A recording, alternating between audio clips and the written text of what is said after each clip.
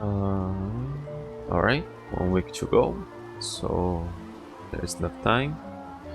Whirling Waltz. On a stroll through the Court of Fontaine, when you and Paimon head over to a newsstand to purchase a copy of the Steambird, you unexpectedly overhear the familiar voices of old friends. Before know it, you've been invited to a very special convention. Alrighty.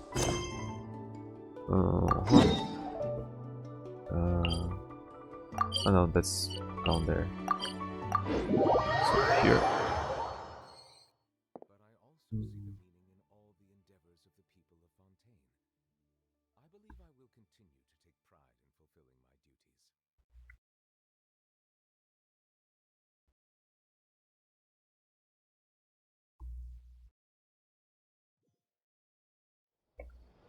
Oh. Lagging. Okay. My novelette's almost dead. It's lagging a lot.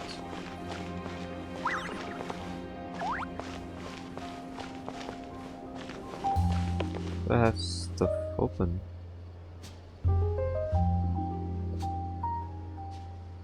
I don't have many things open here. Fortune from this. Let's see. Hey, there's a newsstand over there! Wanna grab a copy of the Steambird? We know our Fontanian friends love a little drama. There's no way they let their readers down. Isn't that Charlotte? And standing next to her, surely that can't be Kaniche? How about... Lost treasure resurfaces at last. Behold the beauty of the Remurian teacup. Huh. That thing? Oh, now she isn't. Hold up. This one's a gem. A legal restaurant caught serving soaring stew proves surprisingly popular.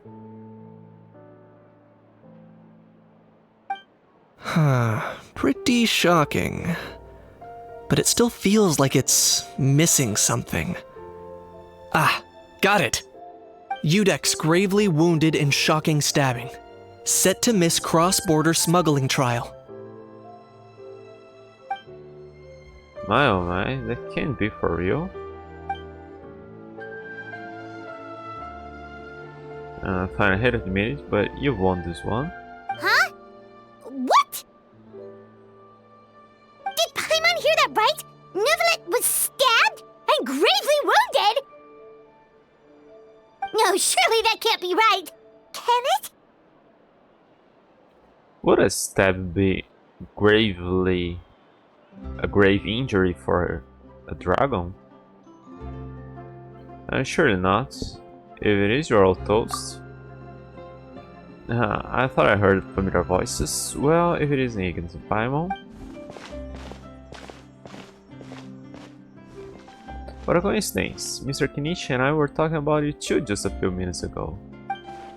Unfortunately for me, he's a very loyal friend. I pressed him for some juicy details, but he remained tight-lipped about you.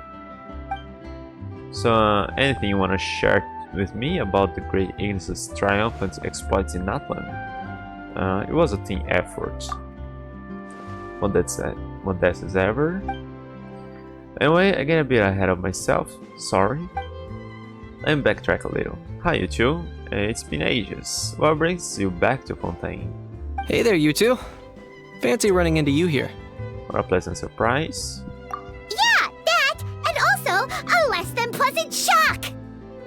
What the heck was all that about a story at meat restaurant and the Udex getting stabbed? Please say you weren't being serious. Honestly, with the amount of Saurians there are in Natlan, it is surprising that somebody would eat Saurian eventually. Oh, that we were just trading tabloid headlines. Is that what you're talking about? Trading tabloid headlines?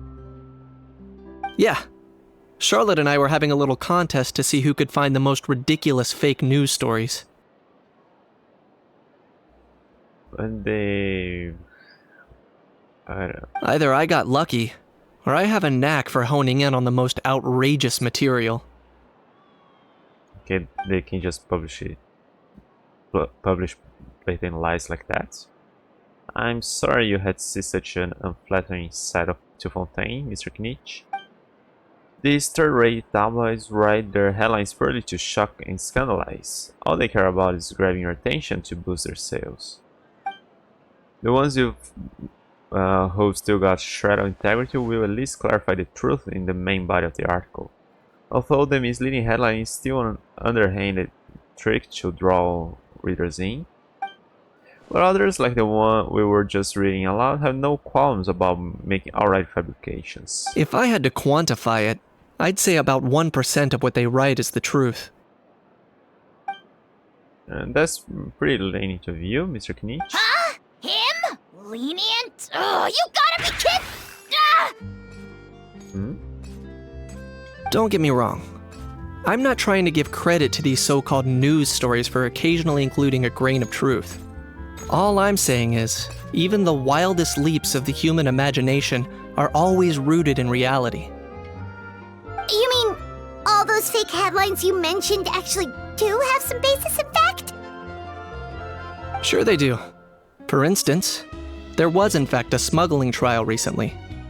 Considering the amount of speculation surrounding the smuggled goods, it's no wonder there are rumors about restaurants serving saurian meat or teacups being unearthed from ancient ruins. But the last one kinda happened. But in a reality, teacup, but- the goods in question were simply a few ancient relics dug up from ruins in Natlan.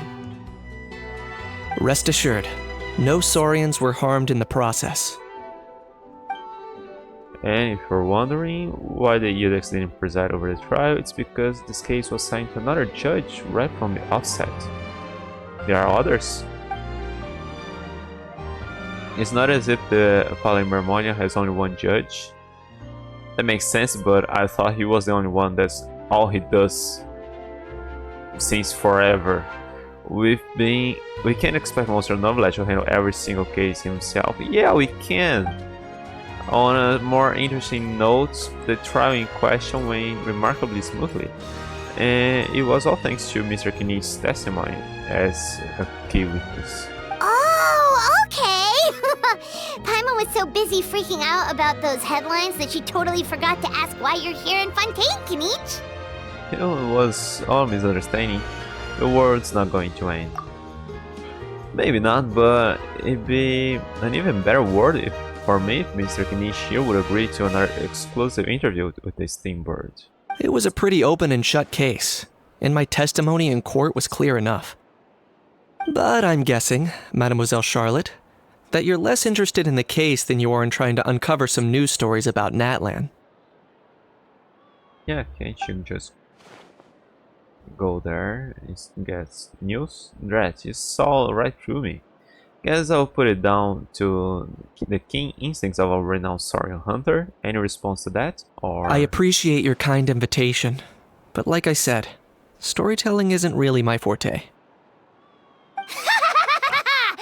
Knitch the speechless! Knitch the tongue-tied!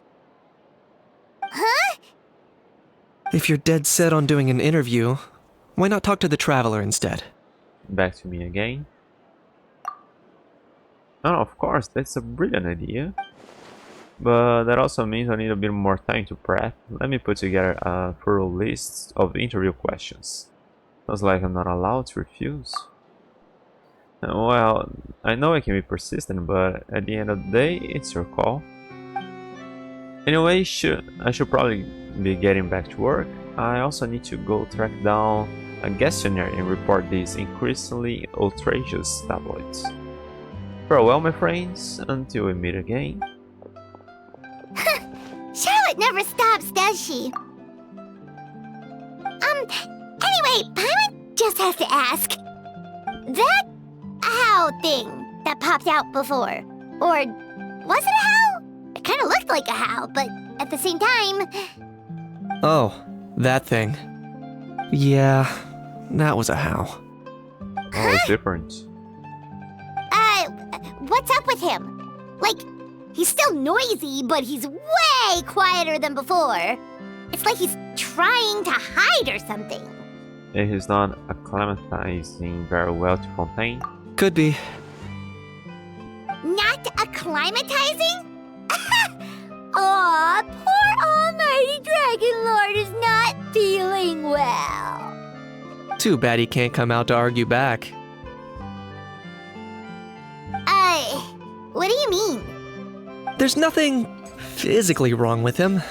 It actually has to do with a strange law we learned about after arriving in Fontaine. Apparently, it's forbidden to release flying objects within Fontaine City limits during the first 3 days of each month. But he counts as an object? And why the first 3 days? I get it now, and I'm sure Paimon gets it even better. Paimon sure does! Paimon's been down this road before. There's an easy solution. As long as Kanich holds onto a house tail, he'll be considered an Almighty Dragon Lord balloon, not a flying Almighty Dragon Lord. Not gonna lie, I was considering that. But Ahau wasn't too thrilled with the idea of huffing and puffing away in the form of a mini helium balloon. That said, it's pretty annoying how he keeps randomly popping up all of a sudden. Anyway, this morning I saw a notice outside the Palais Mermonia about an event that's set to take place outside the city soon. Something to do with filmmaking. I hear that's all the rage here. I was planning to stay here and do some exploring for a few extra days anyway, so I think I'll go check it out. Where does It'll be a Ahau good stay? chance to let that noisy helium balloon out. He might even learn a thing or two. If you're free, why don't you come along? Sure, seeing how angry always makes my day. Sure, always up for a bit of fun. I know where it is, so let me lead the way.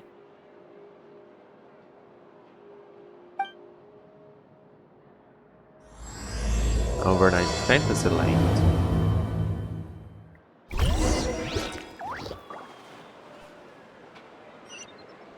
Outside city. Where? No, it's close. Let's walk there. And there's a chance I'll teleport there and I'll have a cutscene playing already.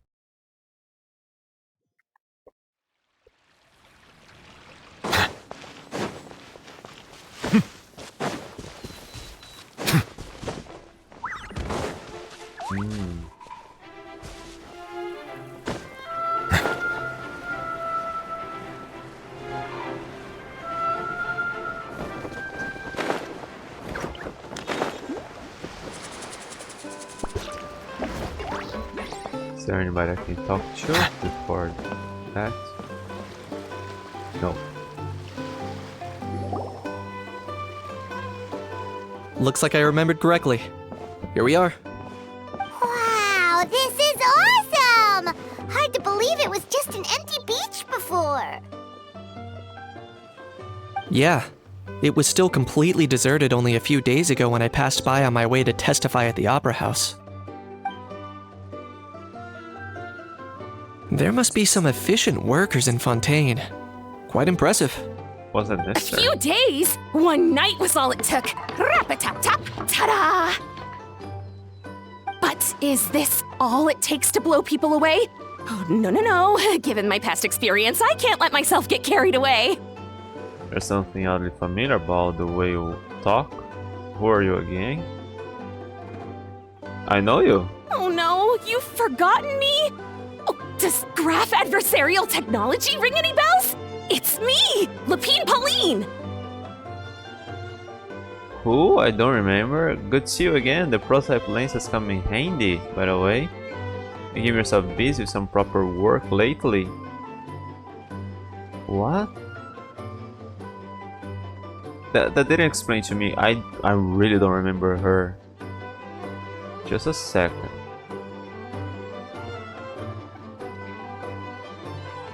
Lepine-pauline.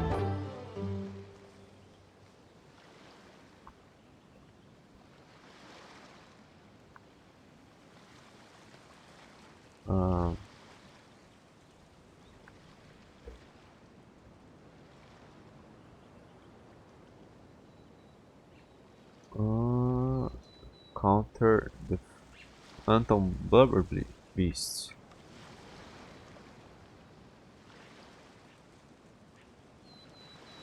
Event request goal. Wait, what?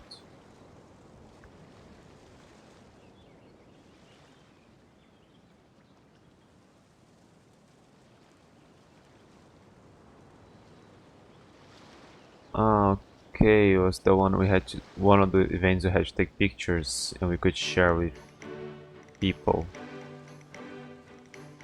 Share, trade with friends, so we would get them all.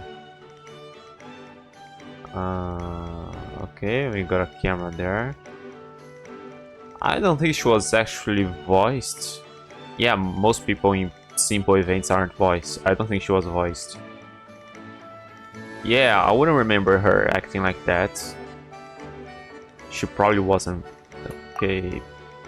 I don't know, it wasn't proper work before. Of course! How else would we have managed to build Fantasyland in a single night?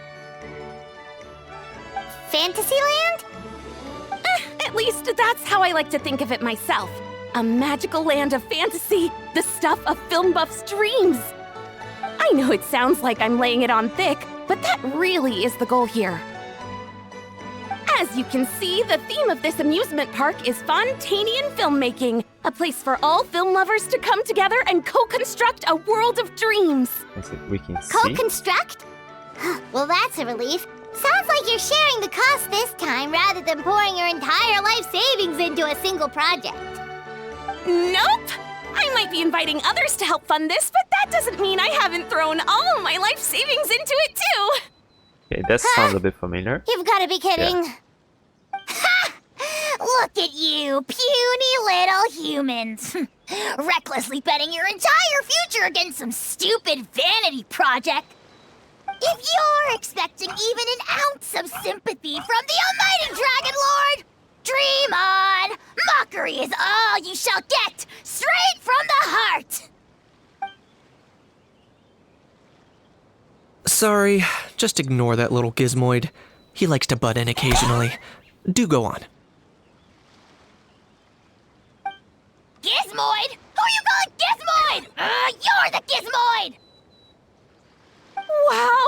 That's quite a nifty mecha you've got yourself there. Is it some sort of smart personal assistant?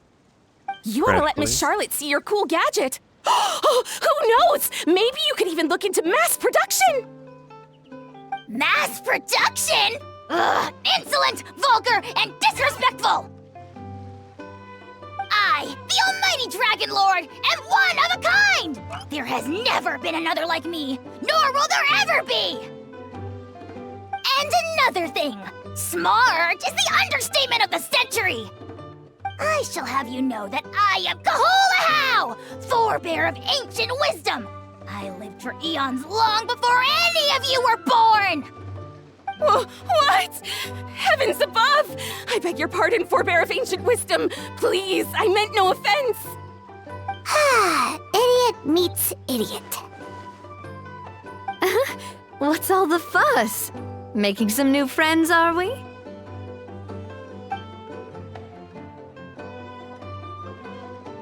Miss Navia! Allow me to introduce the star behind all the work that's gone into this venue. Miss Navia, president of Fontaine Spina di Rosula. Hello, everyone. Partner, Paimon, how have you been lately? My trusted partner. Well, thanks. Even better now that you're here. Hello there. I'm Kanich. What about me? What about me?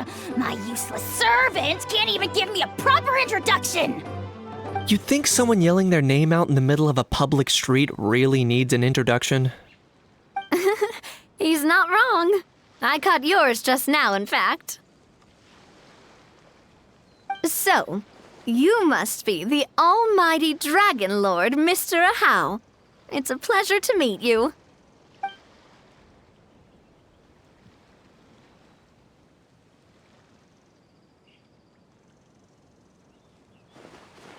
Oh, see that? That's what I call proper manners.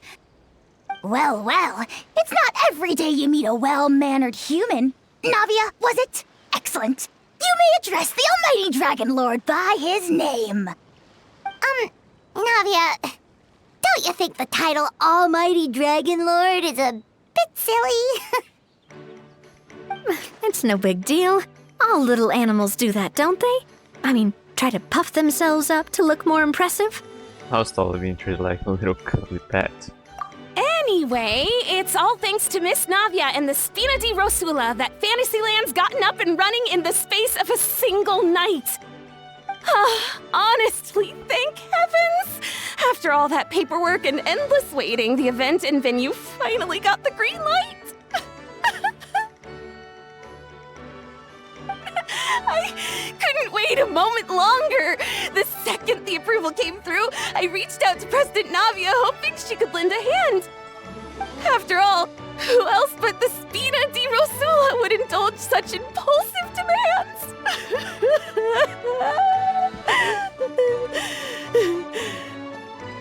Sorry, traveler. Miss Lepine-Pauline sometimes gets a bit overwhelmed by her own excitement, as you can see. I'm guessing she hasn't gone into much detail about the event yet, so let me fill you in. In short, the Cheval Moran Film Fantasyland is a fan convention that's open to film enthusiasts from all over Teyvat. Miss Lepine-Pauline is hosting this event and also providing technical support. Huh? Cheval Moran? We know That's what that right. is. The one and only Surintendant Cheval Moran. After much persistence and many solicitations, I finally obtained Lady Farina's permission to use the image of her close friend. Okay. Not only is our adorable mascot Ah, drawing in Beth. fans by the minute, Oh. but she's also boosting her own popularity. And that was always the goal. A win-win arrangement. It's been a while since we last met, but still, it's a surprise to hear Lepine-Pauline coming out with such sensible ideas. By the way, Miss Lepine-Pauline, have you decided to switch careers and go into film tech? Not exactly. By chance, one of the prototype lenses I developed caught a photographer's eye, and it's now being used for the latest cinematic productions. Thanks to this unexpected opportunity, I've had the chance to invent various film-related equipment and props. That's right. So don't underestimate Miss Lepine-Pauline, our resident engineer. She's the technical powerhouse at the core of this entire event. As for the Spina di Rosula, we're mainly here to take care of planning, operations, and management. For anyone feeling inspired to set up a booth, Miss Lepine-Pauline and I will provide the necessary technical and operational support once their application has been approved. By the way, traveler, are you at all interested in taking part? We can It would open be a the chance for you to stand. earn some extra income. Plus, with your skills, I'm sure you could bring something special to the table. Oh, that's new. We'll have our own thing. We'll have things to sell. Sounds like a lot of fun. I'll think about it. Paimon would be even more tempted if you were to, say, throw in one of those fancy feasts she's seen in those gourmet food reels. Well, as it happens, that'll be a piece of cake. Everyone needs to eat, whether they be tourists or the stall owners themselves. So thanks to Miss Navia's help, we've managed to invite none other than the celebrity chef, Miss Escoffier, to run our theme restaurant. Look over there! What? Is she working? It should? You! Yes, you! For the last time, the ingredients have to be in the right ratio! Get it right next time, or you might as well just lie down on the chopping board yourself. She seems a bit busy right now. Well, I'm sold. I think I'll make a How go be her assistant. You little... What's your game here? Demoiselle, sorry to bother you, but there's an issue over here that requires your personal attention. Oh, this guy doesn't even have a name. Apologies. Looks like it's back to work with me. Please feel free to take a gander at what we've got. Anyway, if you're interested in taking part, come find me later. Sure thing.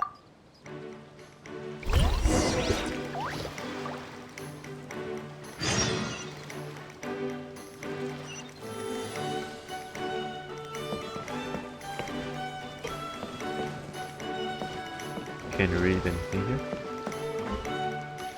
So what's the thing? Is that like Oz?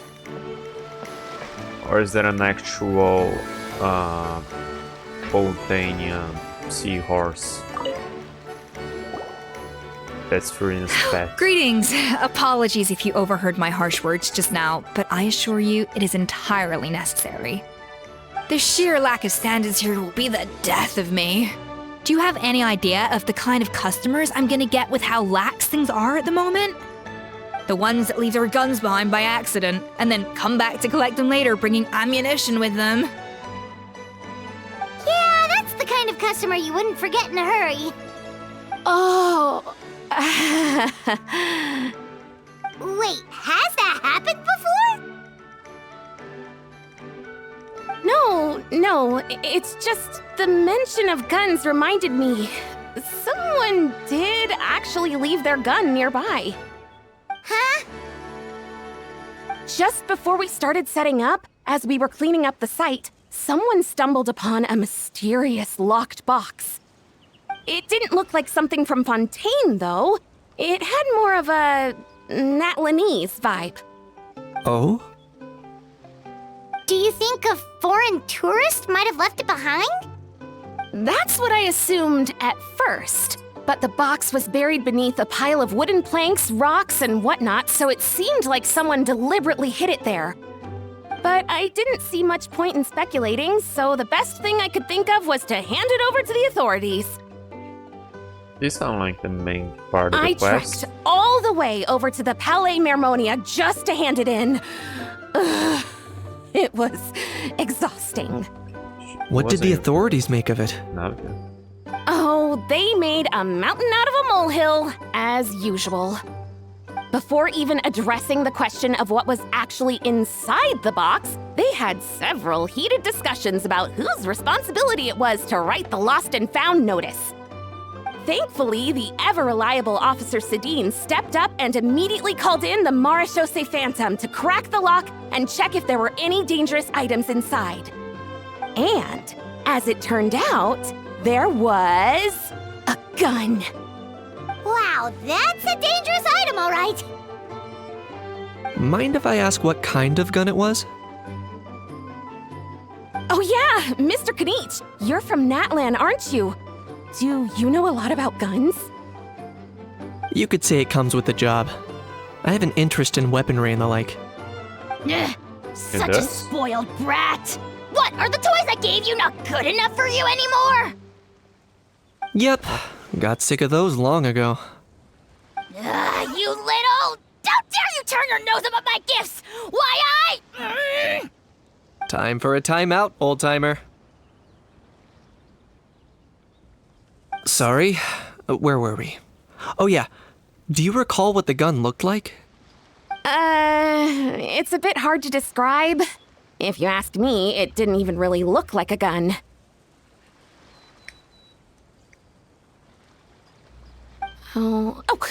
Give me a second. I'll knock out a quick sketch.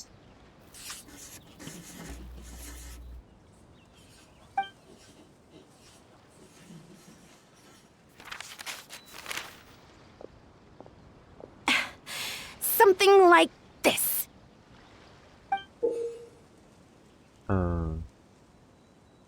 Okay, part of the ancient dragon Whoa, things. it's so neat and precise! Oh, yeah, that was pretty good actually for a sketch. Sketch of a professional engineer, after all. It's nothing. Sorry. Is something wrong with my drawing? I know it doesn't really look like a gun, but I assure you, this is exactly what it looked like. And it certainly could shoot as well, too. I confirmed that with the officer from the Marechaussee Phantom. No, quite the opposite. The features are very accurate, and it is definitely from Natlan. Please, don't mind me. I'm just taking a moment to admire it.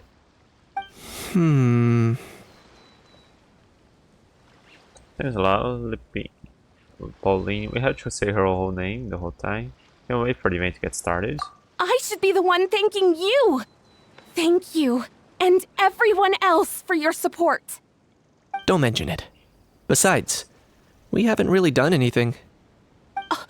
Not at all! The buzz and excitement you guys bring is exactly what this event needs! Oh dear, I'm starting to feel a bit guilty watching everyone else toil away. Guess it's about time I got back to work too. But just before I go, one last thing. Traveler, it's wonderful to see you. Here's to a successful collaboration!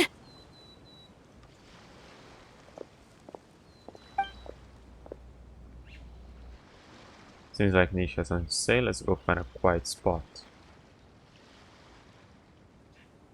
Okay. As you're saying goodbye to Lepine, you can reach you somewhere. I'm sure you noticed that there was something unusual about that gun. It looked ancient. Correct. It's most likely an old weapon dug up from some ancient dragon ruins. Based on my experience, it might be more accurate to refer to it as a hand cannon. But in Fontaine terms, it's not wrong to call it a gun. Given why I came here, don't you think it's curious that an ancient dragon relic of unknown origin would turn up like this, out of the blue? I suspect this gun might have something to do with that smuggling case. It might have slipped through the cracks. Time is of the essence, so I'd like to head over to the Palais Mermonia to verify my suspicions. I think I'll join you. Perfect. Then we can head out right away. Shouldn't the cops Or, have if you want to called catch up with your friends first, to you I can wait. already?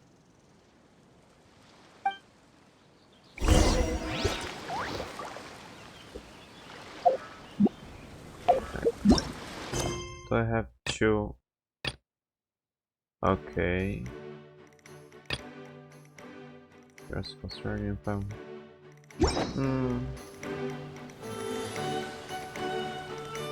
I don't know. Let's see. Since we're here.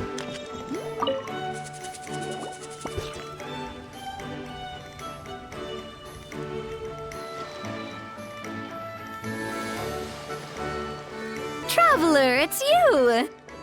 Ready to join the Cheval Moran Film Fantasyland crew? Let's do this. Let me get a few other things in order first. Okay, so... yeah, okay, let's... No problem. We'll be ready when you are. Okay, so just that. Okay, I'll check in on Kinich. See... This seems to be We've more gone like over budget secondary. in quite a few areas. But, whatever. The results are what count.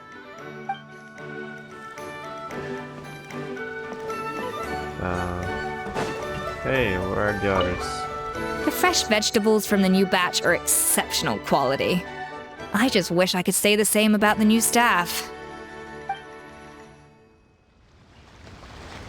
Okay, so you're mostly like an NPC here.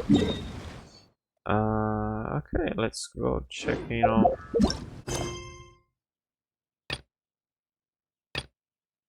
to Navia. Okay. Let's go there.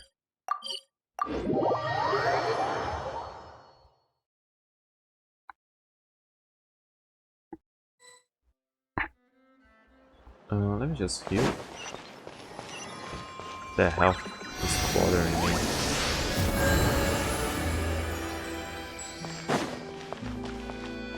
Ah, those two. Oh, man. Bro! Oh yeah, I haven't seen you two talking. Are you mimicking me? Now's not the time. Come on. No, I mean, one of our buddies is here, for real. Quite a few of them, actually. Aurora and Aoife, what brings you to Fontaine? Huh? How come you're... Ah, I'm guessing Kinich is here because of that international smuggling case, right? I've heard quite a bit about that.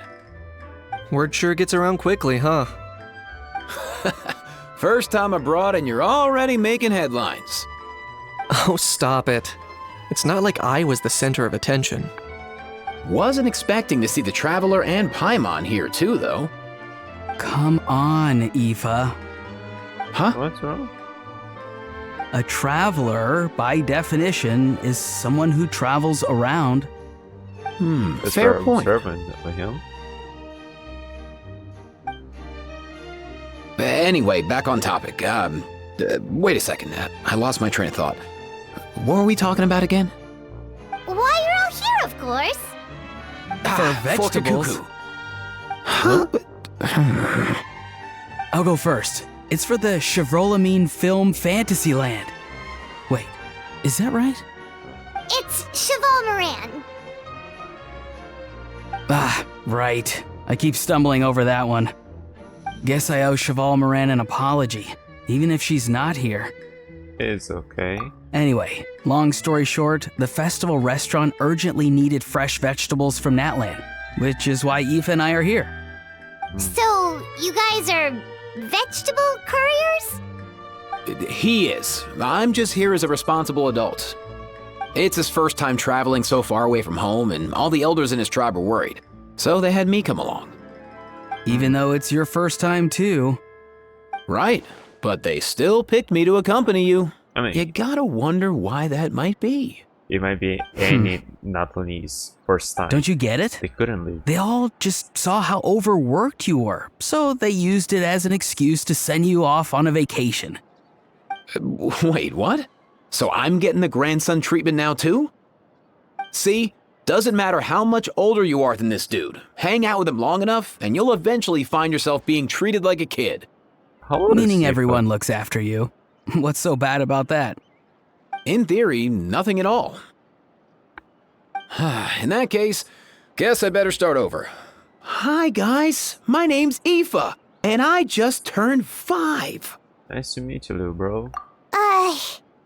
Paimon's not sure who the responsible adult is anymore. So, what about Kakuku? If he was here, we'd be making more of a ruckus than we already are. That's exactly what's got me worried. Aoife, there's nothing to worry about. You're a big boy. You can handle yourself now even without Kakuku. You think that's what I'm worried about? Anyway, my priority right now is Kakuku. Suffice it to say, Kakuku's in big doo-doo. How so? He's so small, and all he knows are a few harmless phrases. What kind of trouble could he even get himself into? Let me guess. Did he get caught out by the law on flying objects? Bro, you too? Not me. How? Oh, that pesky little chatterbox. So that's why he hasn't interrupted us this whole time. Don't they Guess he's too scared to show his face. Pigeons That, around plus here? he's already spouted enough nonsense for one day. So I've put him on mute until tomorrow. Nice one. If I was even half as decisive as you are, I would have kept a closer hold on Kakuku so he didn't get a chance to go flying off. Guess that's what flying objects do, but they aren't objects. Oh no, bro. Or rather, did Kakuku get caught by the guards for flying around? If they had managed that, we'd at least be able to track him down.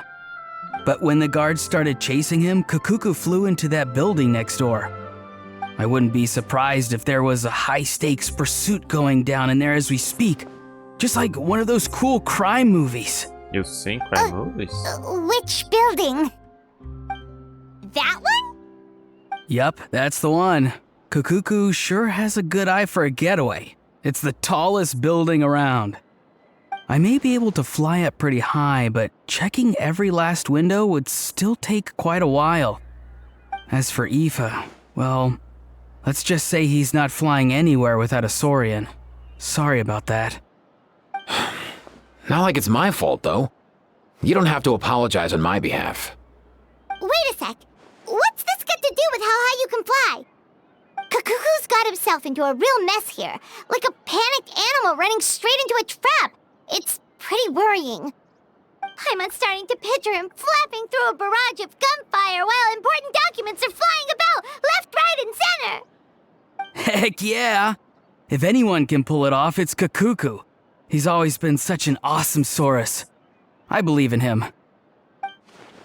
In other words, right now in this building there could not be awesome Saurus, but 2. For real now? Do you even hear yourself, bro? Of course I'm for real. I'd never make light of something like that. All right, everyone's an awesome Saurus. Well, He's human calling version. Novelite an awesome Saurus. But our That priority right now should be to go in there and check up on Kakuku. As it happens, Kinich and I were just heading over to the Palermonia for something else. Leave it to us. You sure? Wow, awesome. That'll be a huge help. And if Kakuku doesn't listen to you, I give you permission to pull out a couple of his feathers. Wait, since when was that up to you? Well, then it's your call, bro. All right then, if Kakuku doesn't listen to you, I also give you permission to pull out a couple of his feathers. There you go. If he objects to that, tell him to come find us. He won't. Trust me. That was a weird interaction. Back when we first met Kakuku in the wild and I begged you to take him under your wing, I never imagined you'd end up spoiling him rotten. And I never imagined you'd be nagging me about it. Oh, well, I definitely saw that coming. Huh? You're only 5 years old after all.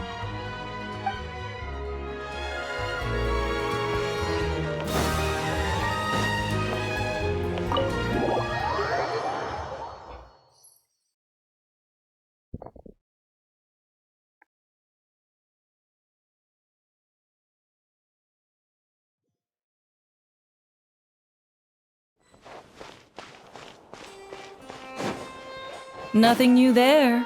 What's all that commotion? Are they arguing in there? You? Nothing new there. Oh wait, what? Nothing new there. The first few days of every month are always noisy. It's just her or everybody here some? What is the meaning of work really? Okay, I think that's the same you always had. Anybody here who can talk? No? What's all that commotion? Are they arguing in there?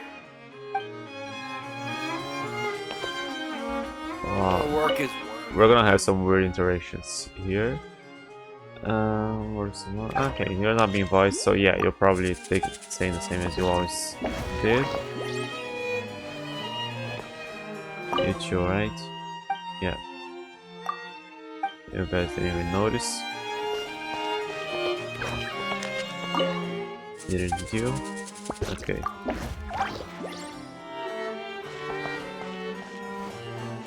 Very strange sound comes from most of the lights ops.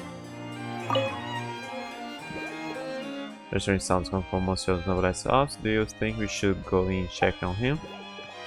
Okay, if I don't need your permission, let's go check on him. Okay, that's even weirder than expected.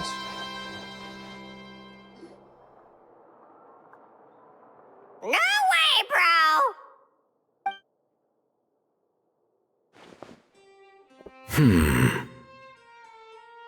Did he say he came from Natlan? He did? No. Get out of here! I can understand his words, just not what they mean. Oh no. For real now. Bro! He keeps repeating the same things over and over again. Oh, you know one another. He's a bro? He's a bro of a bro. He's a friend! Yeah! A saurian friend of a human friend! Great, well that was easy. Looks like we've tracked down the owner. Guess that's one less lost and found notice for you to write, Monsieur Neuvillette. For real? traveler. Was there something important you wanted to discuss with the Udex? I'm just about done with my business here. Need me to step out? Stay and hear them out first. Perhaps it will have some bearing on your own work. If I'm not mistaken, you are the same Mr. Kanich who served as a witness in the smuggling trial? I take it there's been a further development in the case. That's right. Very perceptive, Mr. Udex. So you've met Nervalette before? But wasn't the trial overseen by another judge? I've seen his photo in the papers. But as for this other gentleman... Allow me to introduce you to Mr. Wriothesley, administrator of the Fortress of Meripede. Or in layman's terms, Fontaine's prison warden. Please, feel free to share anything about the case. There's no need to keep anything from him. Pleasure to meet you. Pleasure to meet you! That's wow, new? that sounded just like me. No. But should we really discuss official business in front of the Saurian? Oh, wow! Oh, no! I believe he said... Or rather, I suppose he meant that he'll keep this to himself. Though I should mention, Mr. Kukuku, that we will have to ask you to sign a confidentiality agreement. Sure thing, bro! This is a bit strange, but they're really a great pair of awesome stories. Let us return to the matter at hand. Mr. Kanich, was there something else you wanted to discuss relating to the case? Yes. Let me fill you in. Finish tells Novelette and Worsley about lepine-pauline finding the gun. Yeah, wasn't the gun brought here? Novelette makes inquiries with the relevant personnel, and sure enough, they locate the box and the gun that lepine-pauline spoke of. Wow! It really is exactly like lepine-pauline's sketch! That must be all that practice drawing engineering blueprints, huh?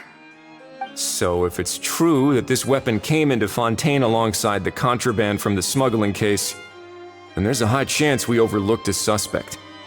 That's exactly my line of thought. I see.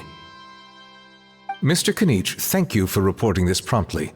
I'll arrange for the Marechaussee Phantom to investigate right away. We should begin by questioning the prisoners in custody. Wriothesley. I'll sign off on the interrogation request, don't you worry. That would be much appreciated.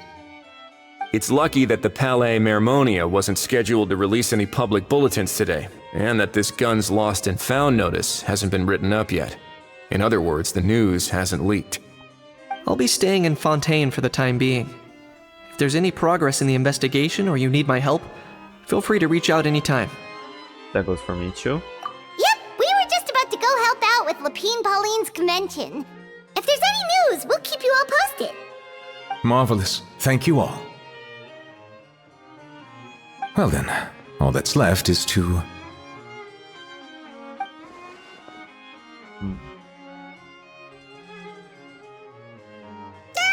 You miss me, bro? He really does come out with the most unexpected things. Who did he learn it all from? I got top bros from Atlan. Huh. Well, it's pretty extraordinary.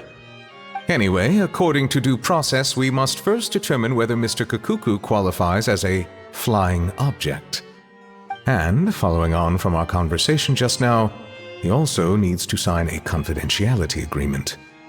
Drafting said agreement may take some time. Looks like you'll be staying with us for a while then, Kukuku. Excited?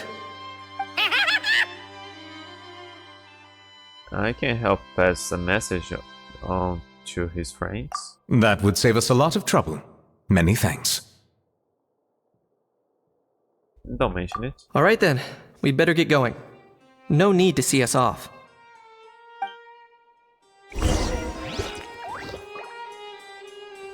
Open it up and take a look. Stash it away for now. Okay.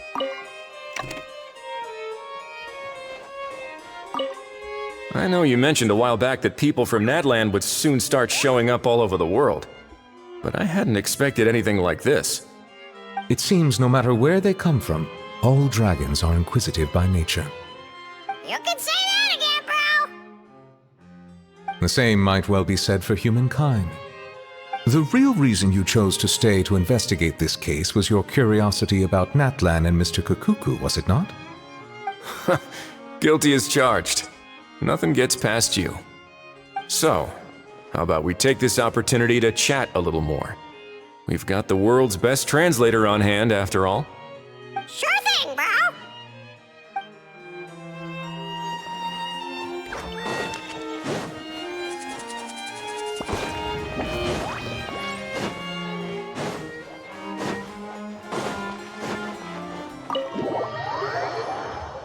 How old is Kakuku?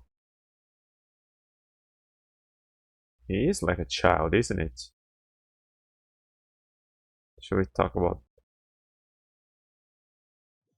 important stuff like that?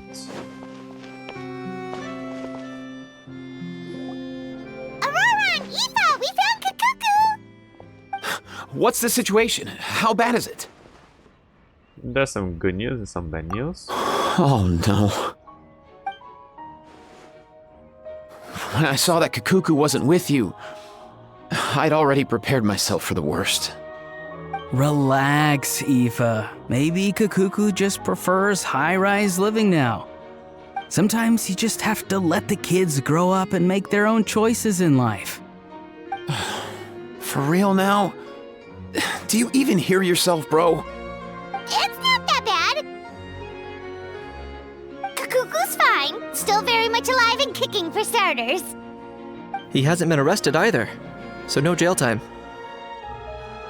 I had an interesting chat with some veritable VIPs. See? You're not exactly reassuring me here. As for the bad news, well, it's really not that bad. Kakuku accidentally overheard some top secret stuff, so he has to stay at the Palais Mermonia for a while to sign a confidentiality agreement. But there's no need to worry. The person in charge of looking after Kakuku is super nice, so he'll be absolutely fine. You just have to wait a bit longer. All right. That doesn't sound too bad after all. Wow, hearing that's put my mind to rest. But based on my understanding of how things work here, the ban on flying objects should be over by the time Kakuku actually gets out. What a shame. Oh well, I guess we'll just have to go have some fun without him. You don't look disappointed in the slightest. Anyway, Auroron and I will be staying in guest rooms upstairs at the Hotel de Boer for the time being. Feel free to drop by if you need us. Alright, bro. Yay, problem solved! Alright, let's catch up another day.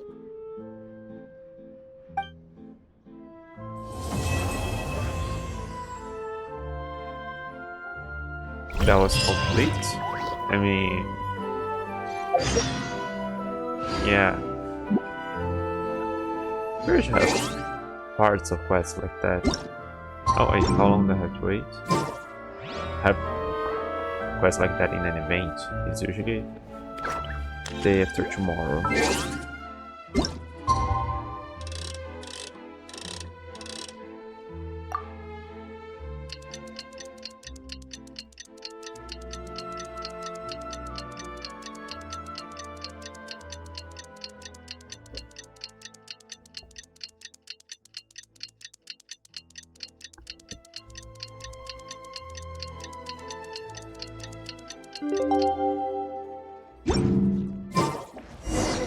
It's been a few days. Ban on flying objects should be over by now.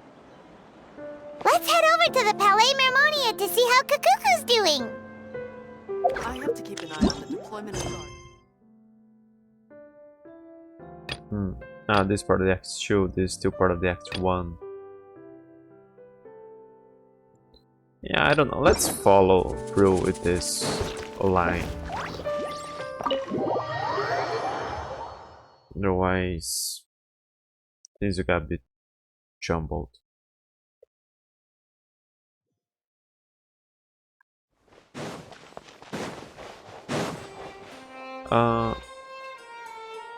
No, they probably won't be. They mentioned how to comfortable, but I don't think they'll be there.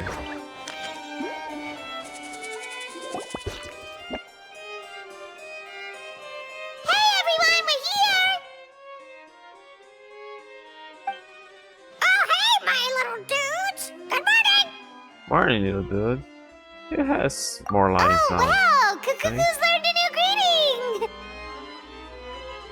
Is that good news or bad news though? Good. The more vocabulary, the more we can understand. Sorry, I did everything within my power. But so far, I've only managed to teach him how to say good morning. Wait, so that's all you've been up to this whole time? Get out of here! I think that means no. Huh? Well, but he knows. No way, Okay, bro. so good mornings aside, please tell Paimon there's been some other progress too. Of course. That's why I'm here. Kukuku's not the only one that Mr. Ridesley's been getting to talk. I'm referring, of course, to the convicts. It was nothing. These guys weren't exactly tough nuts to crack. So, what's the deal? After racking their brains, they remembered speaking to an inconspicuous middle-aged man just as they were preparing to pack up and leave Natlan. He was dressed in the manner of the Children of Echoes and carrying a box. Plus, the description matches the one the gun was found in. All in all, he didn't look any different from your average Natlanese traveler. Perhaps seeing that they were dressed as merchants, this man stopped for a chat, inquiring where their goods were headed, and even asking if they could share a boat. The smugglers were very cautious, though. They didn't tell him any specifics. But all this happened before I crossed paths with them. I happened to notice them as they were preparing to set sail. I thought they looked shady, so I snuck aboard, and ended up being carried along all the way to Fontaine.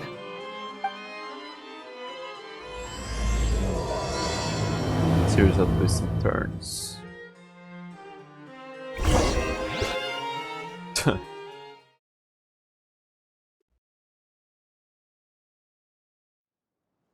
Oh yeah, he should have let Kahao out by now. Could the Dragon Lords meet? That would be weird as well.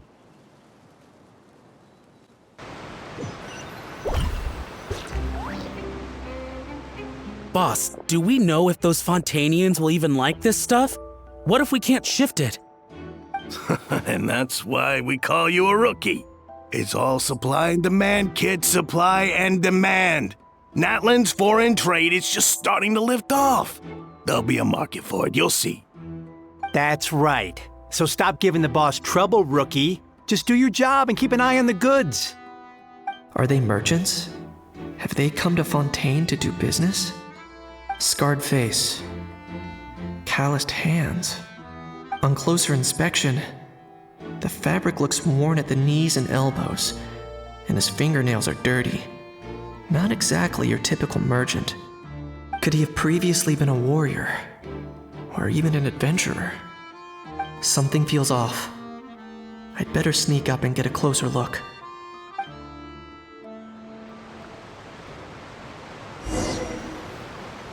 Huh.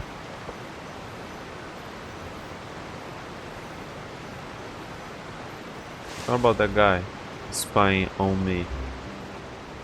Ah, he's the one carrying the gun. Yeah, and I don't know if they look like their average Children of the Echoes people without collars. Nice thinking, boss. This tourist tub's been fast going and smooth sailing. Plus, no one's been asking us what we're up to. That goes without saying. Big cargo ship would have been too slow, whereas the smaller ones would have been faster but way too bumpy. If we ended up damaging the goods by accident, all these months spent grafting away would have gone up in smoke. Seriously? But there's hardly anything here. Would it really have taken them months to prepare? And why would they need to transport it with such care? Could they be secretly smuggling precious items out of Natlan? I'll need to find a way to get to the bottom of this.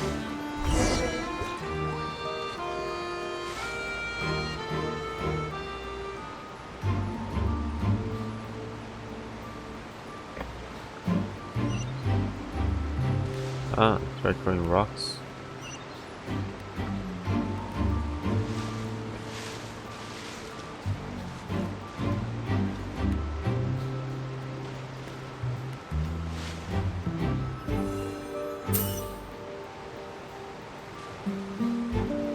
Did you hear?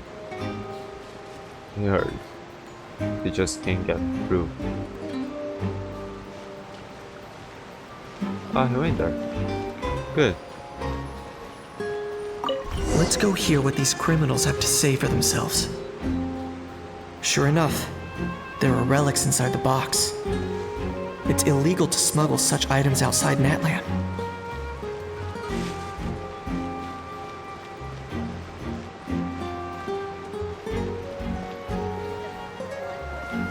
Hey, why the long face? You're abroad on business, and you get to do some sightseeing while you're at it. Sounds like a pretty sweet deal to me. You better cheer up if you know what's good for you. I guess you're right. I was just worried I might have messed up with the packing, or that something's gonna go wrong along the way. Oh, pull yourself together. Tons of foreign tourists come traveling to Fontaine. I bet their luggage is full of all kinds of weird stuff. If someone insists on checking it all, just show them the purchase order we had drawn up. Those Fontainians can't get enough of their legalese, so I've heard. They can look all they want. Aha. So their aim is to smuggle in contraband after all. Looks like I've gathered enough intel about the smugglers and their contraband. Time to inform port security.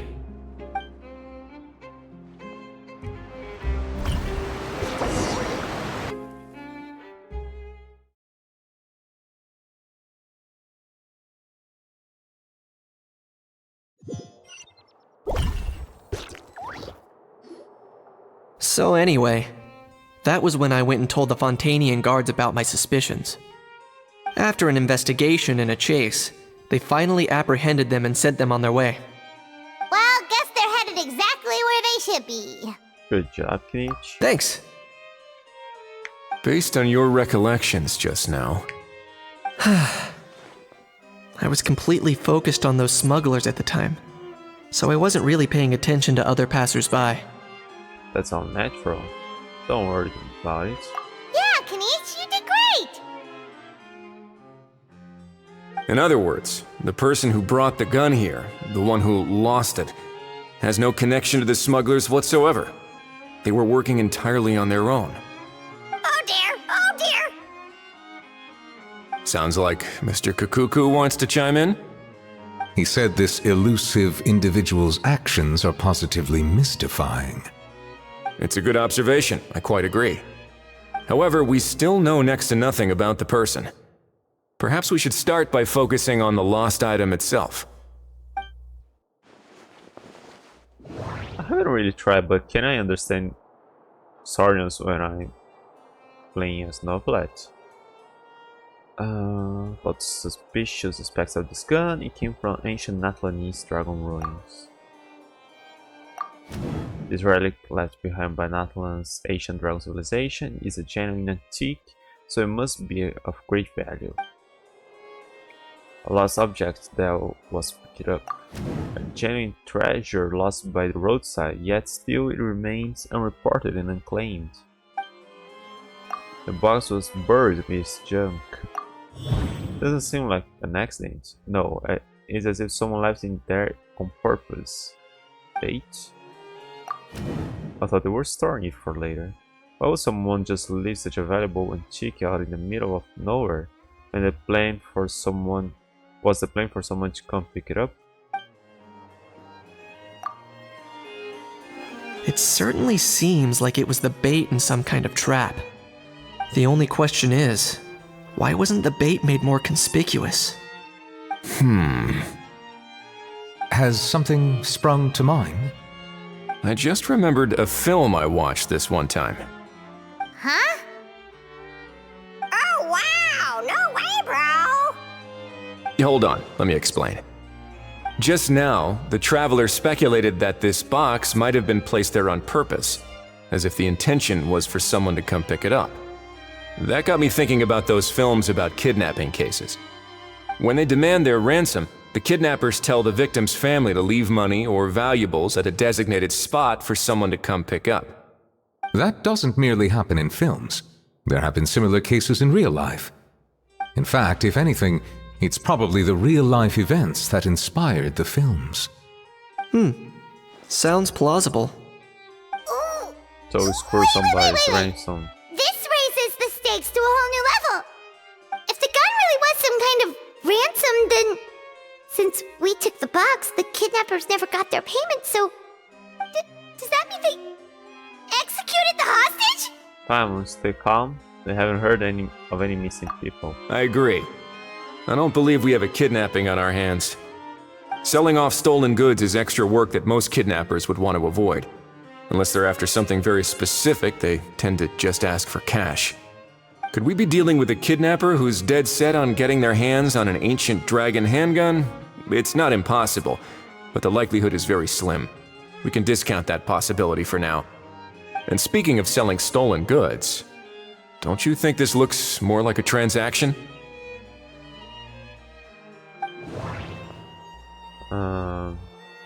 About the transaction contents, about the seller. The guns placed in a locked box and hidden away. Clearly the seller wanted to keep their identity secrets. The buyer. After receiving the instructions, the buyer would have gone to the designated spot with the money to pick up the goods. To ensure they actually got paid, the seller will likely have been watching the buyer.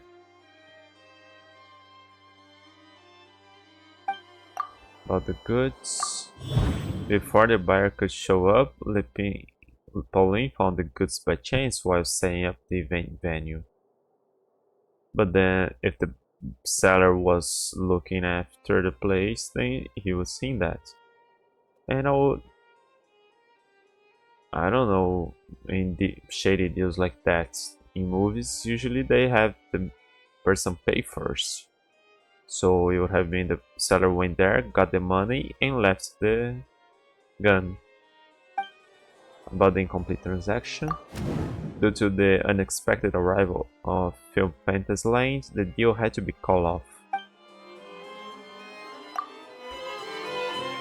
So, bottom line, this was an individual smuggler at work. Exactly. And it was the location itself that caused the deal to fall through. The last thing they would have expected was for a quiet beach to turn into a bustling film convention overnight. Not only is the area now packed with tourists, but the Spina di Rosula have a presence there. I'll bet that both parties were completely caught off guard. Great job, lepine-pauline. That sounds like a plausible theory, but how do we verify it? Looks like your people better start rolling up their sleeves. How so? Easy. Just follow the usual procedure by putting up a lost and found notice. The more routine we make it seem, the more likely the suspect will come forward to claim it. Even if they send a proxy, we're liable to get our hands on new leads. And timing-wise, it's about time we updated the bulletin board anyway. All we need now is a lucky gestionnaire to write up the notice for us post-haste. Ah, so that's what you meant by rolling up their sleeves. I thought it was In that case, I may as well write it myself. Delegating this to someone else would require an additional explanation. Or are you just not used to asking others to work overtime? Is that really a major concern here? Well, looks like I won't be needed around here. At least until the notice has been posted. You could always wait here if you like. The Palais Mermonia serves a particularly fine cup of tea if that swings it for you. Thanks, but no thanks. I left a very noisy creature with a friend before heading out, so I should probably get back to feed it. Ah, I wasn't aware that you had a pet, Mr. Kanich. Speaking of pets... Get out of here! Out of here! Yep, that's the plan. Out of here indeed. I believe that what Wriothesley is trying to say is, you are free to leave, Mr. Kukuku. Furthermore, it has been determined that Mr. Kukuku should not, in fact, be classified as a flying object. As such, he shall be free to move around Fontaine whenever he so pleases. You're the best, bro! Oh, that really is good news! Travelers, should we bring Kakuku back to Aoife and Auroron? I shall leave him in your capable hands. No problem. Let's keep in touch. Indeed. But you should meet a house.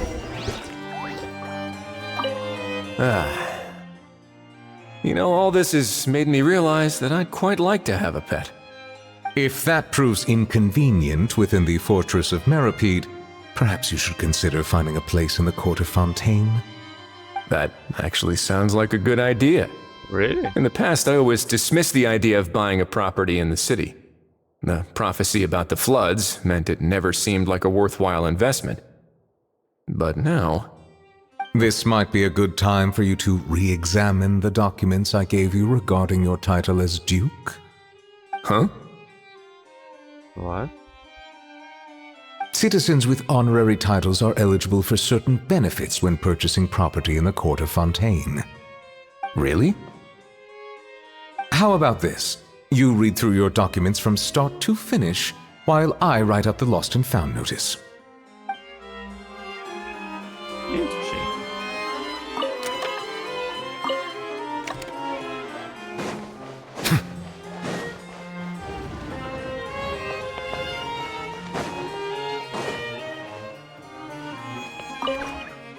Okay, you're back to your normal self.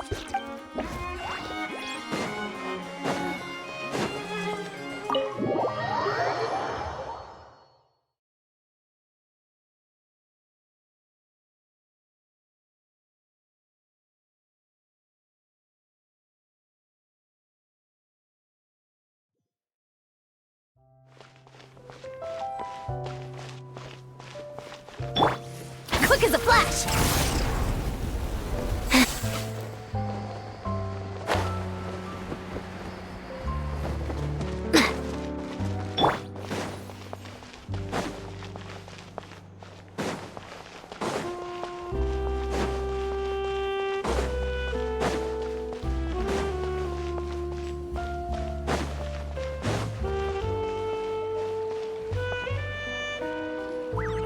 How?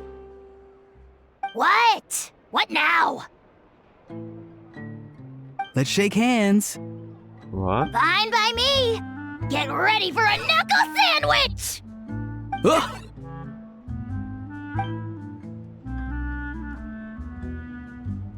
Oh, nice dodge. Paimon feels strangely inclined to keep a safe distance. Did you miss me, bro? Cuckoo, you're free! Ugh, not you again. Nope, didn't miss you in the slightest. Hey, Gramps. And hey, Paimon and Kanich. It's good to see you all. Thanks for bringing Kakuku back. Get it away! Get it away from me! Nice to meet you, bro. Who are you calling bro? Say that again to my face! I dare you. If you've got the energy to argue this much, you're clearly not hungry yet. Let's go find something to eat while a How lives his best life. Sounds good to me. Poor How. He spent all day being tormented by Auroron, only to discover that the suffering's just begun. Aoife, as a Saurian vet, how can you just sit back and watch our little dragon bro suffer? Huh? How am I the bad guy? Even hear yourself? Ah! Doesn't anyone want to hear how Kakuku got out of jail?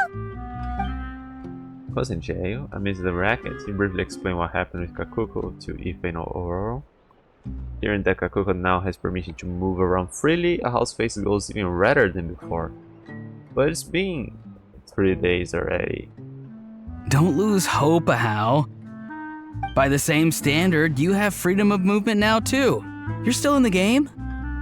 Same standard? I will not be held to the same standard as that thing! That's right. You won't. As far as I understand, the Palais Mermonia will want to assess your case on its own merits before they grant you freedom of movement.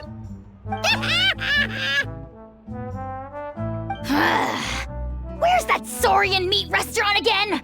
I'm gonna march that little pink balloon right into the kitchen! Yeah, good luck with that, bro. you'll be putting your own neck on the line too. Also, there's no such restaurant.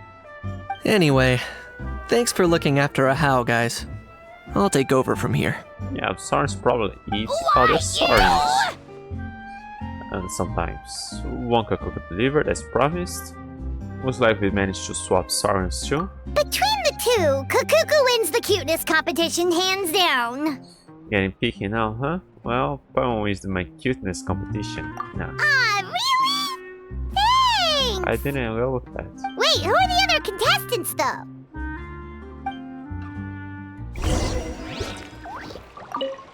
So now that our crew's back together again, what's our next move? Oh, how about a game of rock, paper, scissors? No chance. If I lose, we'll end up stuck in the room watching films all over again. Nope.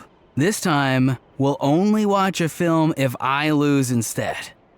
What? Had enough too, huh? For real now? Come on, bro! Can we just ditch this whole leaving it all to chance thing? Why don't we take our fate into our own hands? Aren't we doing that already? Rock, paper, scissors uses our hands. Don't know why you're laughing. You're stuck with paper every time. Wait till what?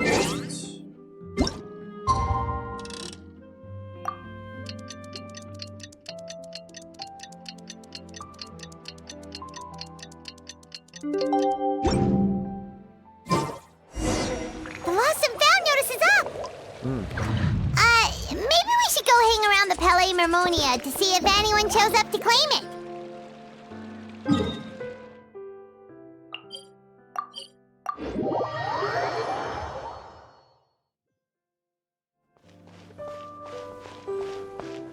Is that it? Fontaine latest news update announcement. Please read this bulletin board carefully. If you have any queries, please direct them to the gestionnaire on duty. Findings have recently been handed into the Palais Memorial Lost and Found. One, a grey handbag containing a work permit, contract, and Mora was found in the Court of Fontaine's courtier's Lyonnais. Camera and a bouquet of rainbow roses were found on the Navia Line Aquabus. Regrettably, the roses show signs of wilting, so the owner is advised to collect the property without further delay. A locked suitcase was found on the beach close to Marcotte Station. The suitcase is notably heavy and is decorated with what appears to be Natalese patterns. A birdcage containing a squirrel was found in an office on the New Fontaine Research Institute. The squirrel appears to be in stable condition, though it is evidently unhappy with its current situation. Due to concerns for its health, the squirrel has already been released from the cage. Should the owner wish to retrieve it, we would strongly recommend that they reassess its basic requirements and living conditions. Would the owners of the above items please contact the Palais Mermonia staff and provide proof of identification to retrieve their lost property. Continue reading. The trial court's annual judicial statistics report has been published. Contains an overview of various civil and criminal cases. If you require access to the report, please contact the office Sedane of the Marshalsea Phantom. Is that always here? The Palais Mermonia Trial Court Gazette is compiled by the Maison Cardenage. It contains important materials such as legal documents and case files, papers published the 10th day, that are available to all citizens who subscribe. Number of later events will be taking place throughout Fontaine in the coming days, details of which are provided below. The Chevalmoran Film Fantasy Lane, a platform for film lovers to enjoy themselves and discuss their shared passion for the silver screen. All comers are welcome to attend this event, which is taking place to the west of Marcotte Station. For any queries, please contact Ms. lepine-pauline or Ms. Nadia. This month's Murder Mystery Novels Fan Club as organized by the Steamboat Culture and Art section, will be going ahead of schedule. Members are welcome to attend the third floor meeting room of the paper's office for our lively literary discussions. The iridescent tour is now recruiting performers and taking team suggestions for their autumn concert. Interested parties should contact the organizer, Mr. Dvorak. The trial court has been arranged to hold its 330. I'm not sure when I put the third in there. 300th. Oh. 33. Yeah, 300th. 33. Okay. The following to me ends up for ammonia. Okay, same thing now. I just lost it. It's fine. Leave. Is this always updated whenever anything new is happening in Fontaine?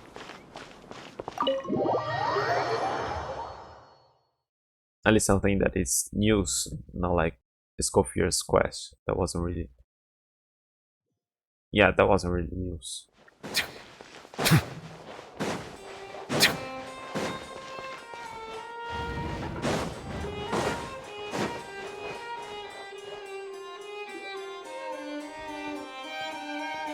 Huh, looks like there were quite a few others with the same idea. Oh, yeah, no, I changed that. Hello, you two. Have there been any developments? Okay, guess not. Well, the notice was only just posted. Guess it's pretty unlikely that someone would show up right at... Special Patrol, open up! Ah! Who's there? What's going on? The Special Patrol? I don't think that's who this is. Who's knocking at the door? Please, anything but the Special Patrol. Hey, what? This isn't the time for silly jokes! Let's go check it out. A guy from the Parliament morning carefully opens the door and familiar. Good day, all. Oh. Gramps, grannies, aunts, and uncles. Huh? What in the Tevet are you doing here, Auroran? Oh, he must be the one you mentioned. Kukuku's owner? One of his Almost. owners. Kind of. But, bro, what are you doing here? I'm here to claim a lost item. Can I tell if he's being a deadpan or that is serious? Is this the person you saw on the boat, Mr. Kinich? Somehow I highly doubt that. For starters, he just addressed us as Gramps and Grannies. And unless this is the youngest looking middle-aged man in the world, I don't think he's our guy. I apologize for my grandson bursting in like this. Huh. Was there something wrong with my door-knocking etiquette? That's how they do it in all the films.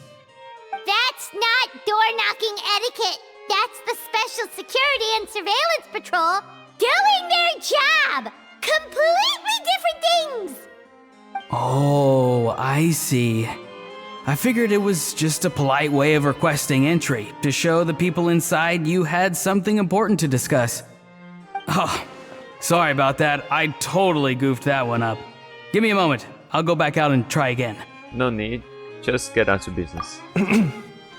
So, Auroran, you said you were here to claim a lost item. What did you lose?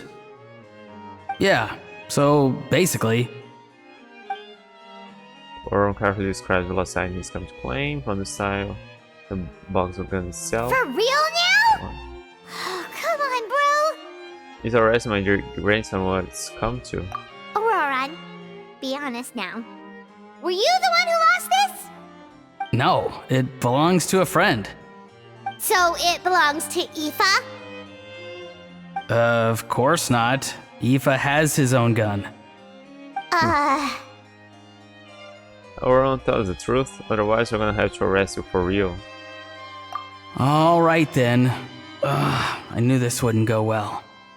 So here's what went down. This morning, Eve and I were playing rock, paper, scissors. Before long, he'd lost, as he usually does.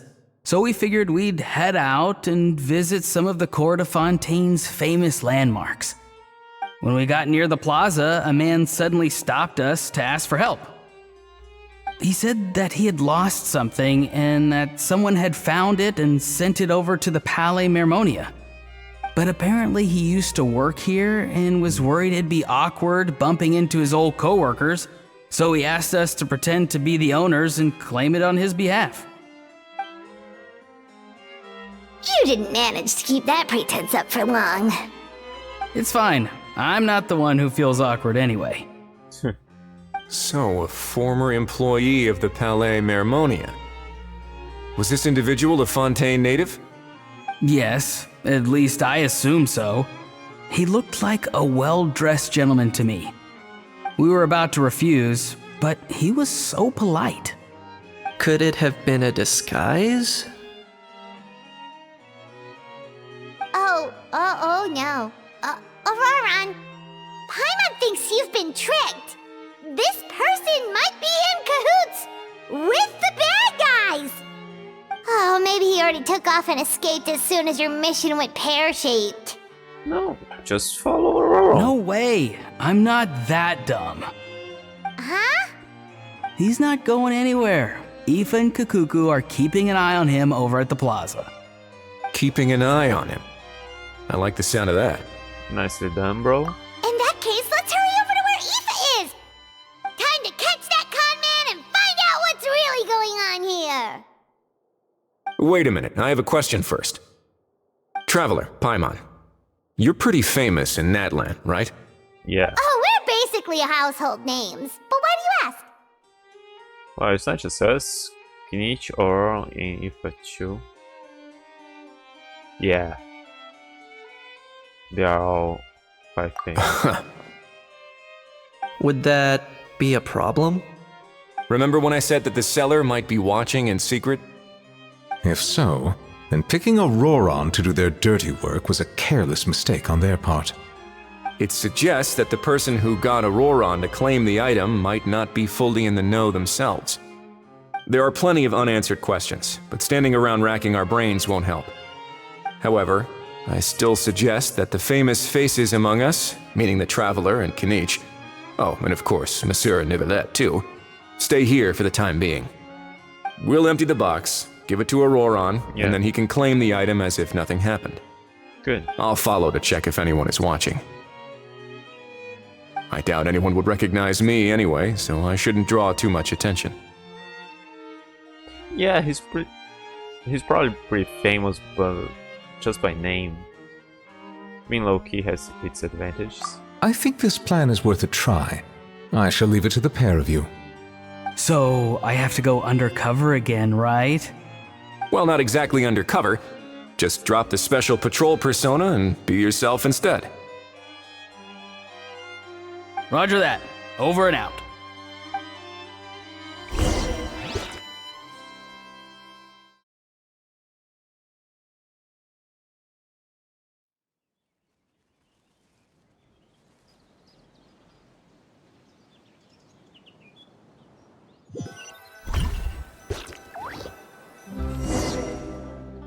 Oh.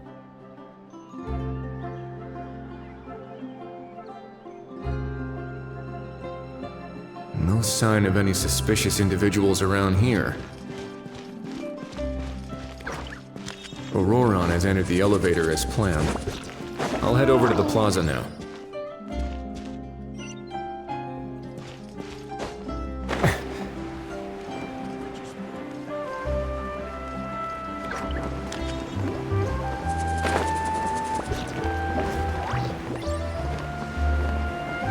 It just vanished. How fast is the elevator? Oh, damn it. I always got lost without the teleport to Fontaine.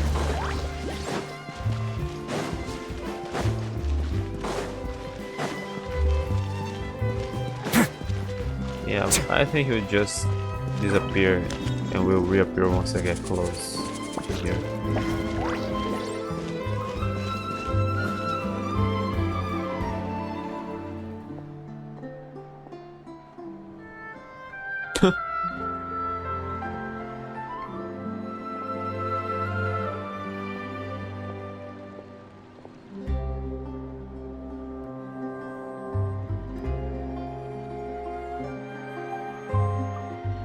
Nothing suspicious going on here either. Strange. Maybe we're overthinking this? Oh dear! Oh dear! Stop with the pecking! Stop with the pecking! Please, sir, I'm begging you, do me a favor and get this pet of yours under control! The heck are you on about? Sorry, but he's not my pet. He's my coworker. And I should warn you, he's not too happy with how you're talking about him. What the? This thing has a job? So in that land, they just dish out jobs to any old thing. Uh-oh. Kukuku's not too big on being called a thing either. You're on your own now. I'm sorry. Please, Mr. Kukuku. Master Kukuku. Lord Kukuku. I meant no offense, I promise. All right, Kukuku. That'll do for now. Let me ask him some questions first. Sure thing, bro.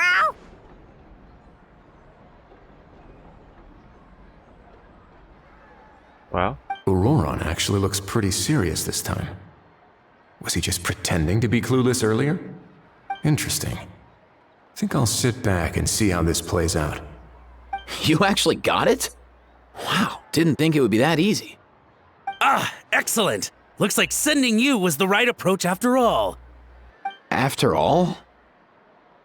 I mean, because the staff at the Palais Mermonia don't recognize you, right?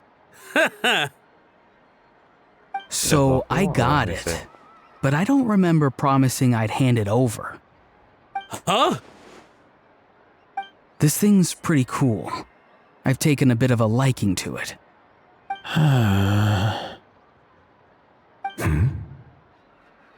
Please don't do this, my good sir, my master, my lord. My very life hangs in the balance. His life hangs in the balance?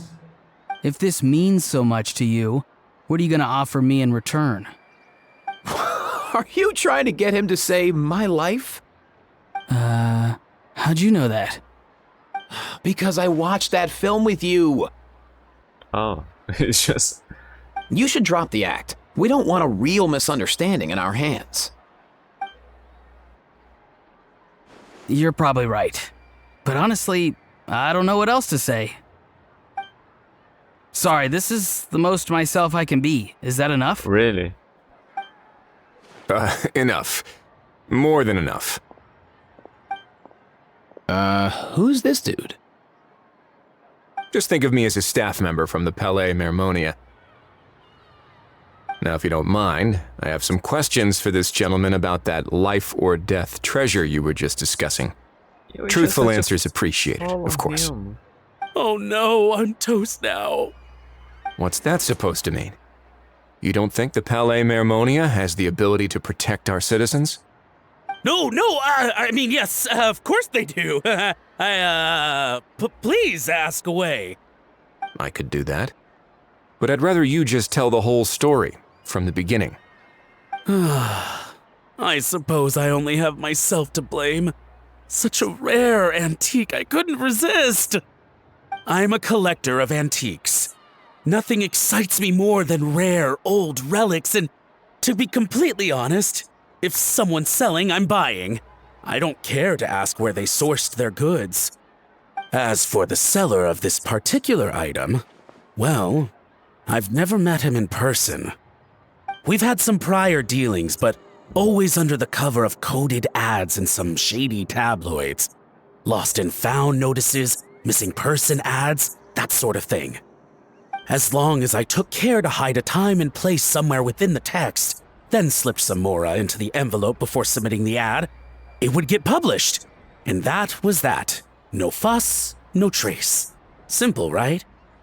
Normally, everything goes off without a hitch. But this time, I arrive at the pickup spot expecting a discreet in and out, and instead, I find a whole construction crew at work. That was not what we'd agreed, but I couldn't just let it go, so I reached out to him again the same way as usual. He replied, and do you know what he said? He told me that the item's now in the Palais Mermonia. Well, he wasn't lying about that. He insisted that it would be inconvenient for him to make an appearance himself, but said that if I could somehow find a way to retrieve it from the Palais, he'd give me a discount on the price. Of course it wasn't the discount that swung it. Do I look like I'm strapped for cash? Feeling smug now, are we? Feeling smug now, are we? That fast and learn a new line. No, please go easy on me. Go on.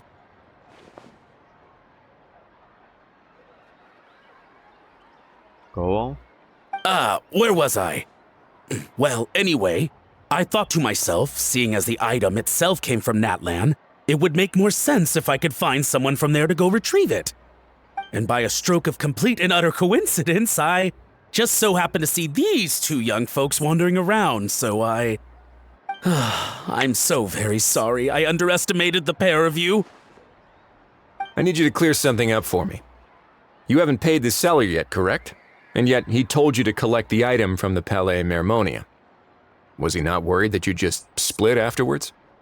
Well, to be honest, though I can't claim to know him very well, he, on the other hand, seems to know my name and where I live. Besides, this is a guy who managed to get his hands on an ancient Natlanese weapon. That's probably not the kind of person I want to double-cross. Fair. That makes sense. So, Mr. Please, just call me Argento. All right, Mr. Argento. Listen very carefully to what I'm about to say. It will determine how much of the rest of your life you'll be spending beneath the waves. What does he mean? Is he gonna drown him just like they do in those gangster films? Oh, I get it. He's talking about that place at the bottom of the Fontanian Sea. Shh, can it? Owing to your suspected involvement in the illicit trade of Natlanese relics, you're now one of the suspects in an international smuggling case. A trip to the Opera Epiclese seems unavoidable at this stage, but on the bright side, you still have one chance to make things right.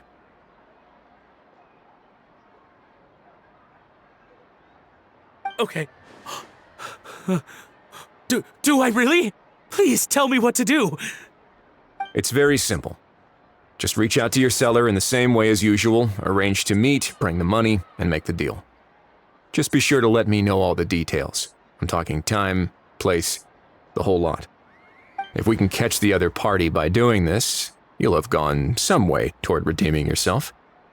Understand? Oh, I see. I understand. You shall have my full and unadulterated cooperation. Good. Don't break the law, and don't even think about making a run for it. The Palais Mermonia will be watching you and ensuring your safety. All right, take the box, but leave your ID and other documents behind. You can go now.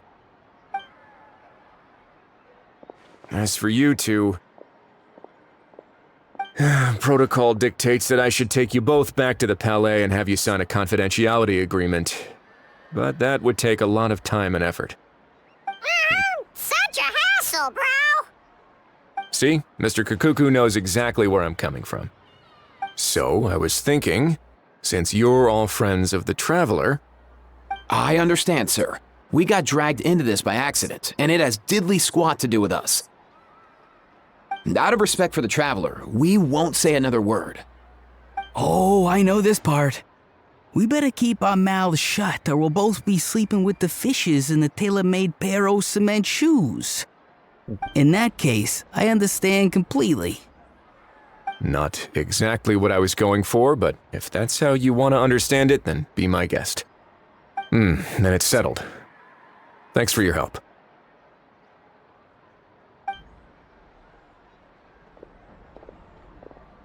Boy, am I glad that's over. That's enough work for one day. Time to head back.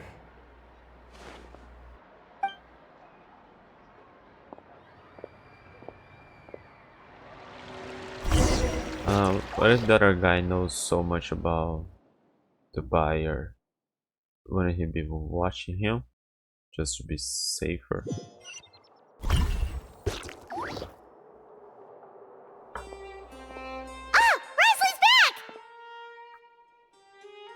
Judging by your expression, it must be good news, huh? It went smoothly, on the whole. Presley recounts what happened. It all makes perfect sense, but somehow feels like Presley has glossed over a lot of the bro talk. So basically, we hold off until Argento and the other party have set up the next stage of the transaction. Then we plan our next move. Patience will be key. I get that. It's like hunting. I'm just not sure the other party will take the bait so easily. Well, if he didn't need the money, or if he valued self-preservation over making a profit, he could have walked away as soon as the contraband was brought to the Palais Mermonia. On top of that, although he hasn't shown his face yet, he seems to have no followers or accomplices, and he's relying on an extremely limited set of options to push the deal along. So, if you ask me, he seems like someone who cares a lot about his image and has a somewhat high opinion of himself, but lacks any real ability. I almost get the feeling that if he misses out on this opportunity, he won't have any other way of making money. His every move is like a spin of the roulette wheel, hoping that the ball will land exactly where he wants it to. Or, I don't know. Maybe he'll cut his losses and vanish into thin air, and our efforts will have been in vain. At least Natlan will get the stolen relic back, so it won't have been for nothing. In that case, let's hope his arrogance stays in play. Everyone, I have just briefed the Marechaussee Phantom on the situation. As soon as there are any further developments, we will act without delay. When that time comes, we will be relying on your help. Give it to us. We'll be waiting for the good news!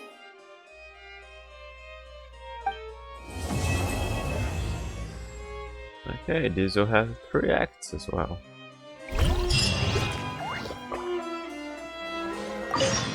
On the topic of kidnapping cases... You were on the top? How exactly do we define the subject of a kidnapping? According to the regulations, I mean. Aside from humans, do pets count? What about sentient non-human beings? Of course, Melazines go without saying, but what about a being like Kakuku? I am surprised that you are unfamiliar with the legal provisions on this matter. Well, he's not the one making arrests. If I knew all the laws like the back of my hand, I wouldn't have ended up in the fortress of Meripede, would I? That is no laughing matter, Wriothesley. He knew what was against the law.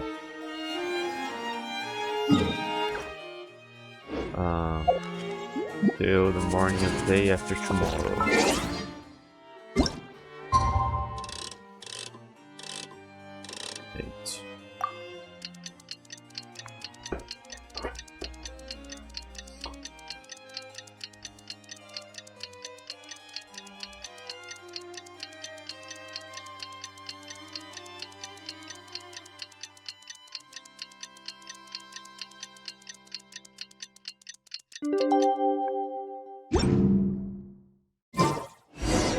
Novelette sent someone to contact us this morning! That must mean there's been some progress! No time to waste! Let's head out! And won't have to get inside again after meeting somebody outside.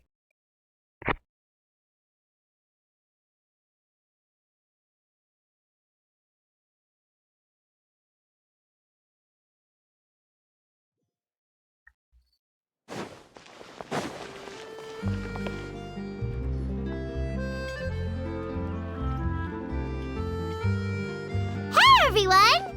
We're not late, are we? No, you're just in time. Well rested, I trust? Staying busy keeps you sharp. A great way to stay energetic, certainly. Have you all started preparing? We received word from Mr. Argento yesterday, confirming the time and location of the transaction. It'll take place this afternoon, and it turns out it'll be somewhere we all know pretty well, too. The Film Fantasyland restaurant.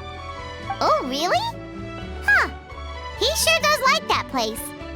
But Seems like you share our concerns, Traveler. Indeed. Capturing someone in a crowded event venue will be much more challenging than in an open area. The criminal might try to blend in with the crowd, or even escape by taking hostages. In light of this, we've had to make additional preparations. As soon as we received the news yesterday, we began coordinating with the Marechaussee Phantom and the Special Security and Surveillance Patrol. We'll be deploying lots of undercover agents on site. If things go south, the safety of the civilians will be our top priority. Of course, fingers crossed, everything will go without a hitch. I noticed a bunch of familiar faces from the previous case, like Captain Chevrolet of the Special Patrol, so I'm feeling optimistic. We'll trust your instincts then.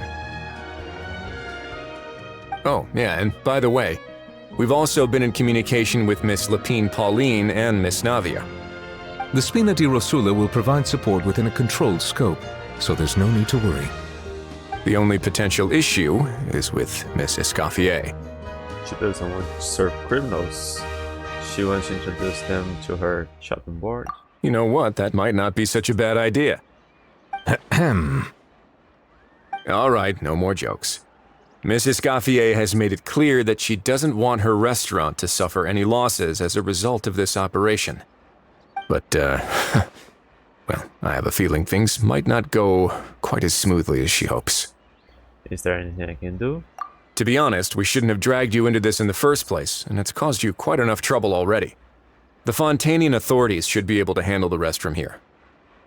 Yeah, really. But still, Charlie hasn't done much I'm here. guessing you'd like to see how it all turns out. I basically just introduced people around. Definitely. Well then, feel free to head down to the scene, but just stay alert and play it by ear. You won't necessarily have to do anything.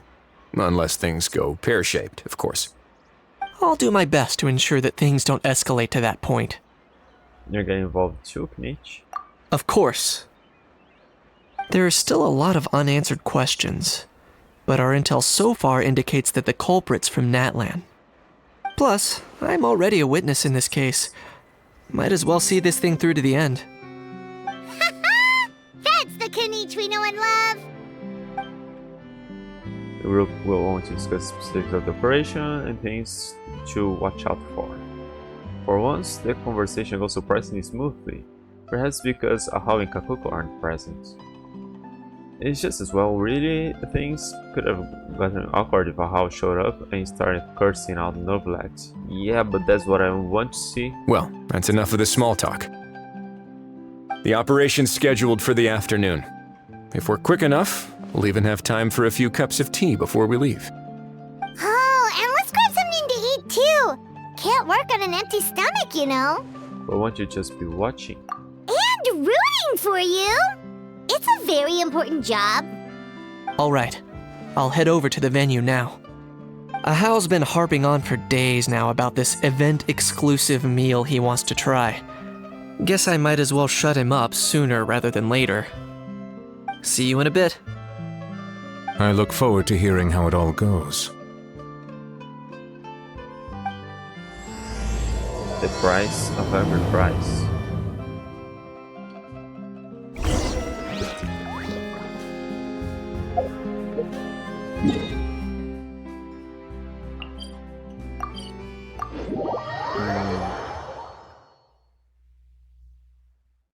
Yeah, how might be a bit disrespectful at This first, beach but seems to be getting livelier by the day! he fears Moika, so maybe he would respect Novelet as well. He is a dragon tire above him. Thanks partially to the undercover agents. Traveler, Paimon's getting kinda hungry. Let's go check out the restaurant menu, shall we? The guy with the case. That's got to be him.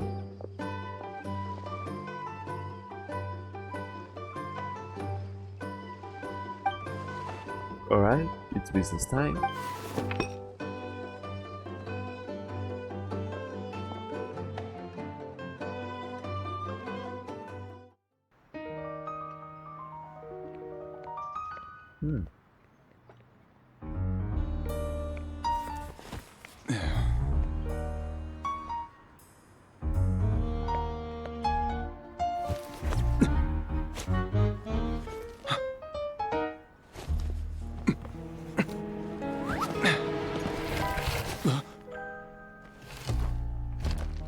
Your friend thought you might be thirsty.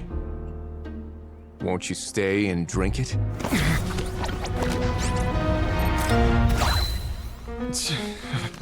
I tend to steer clear of drinks left out in the open.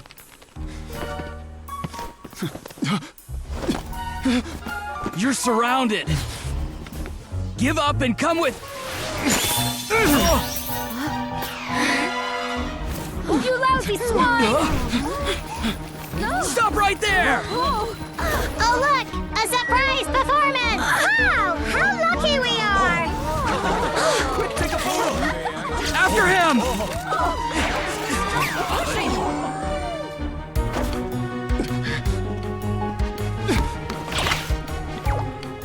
Sorry, my guy. Unlicensed and illegally docked. This boat's not going anywhere.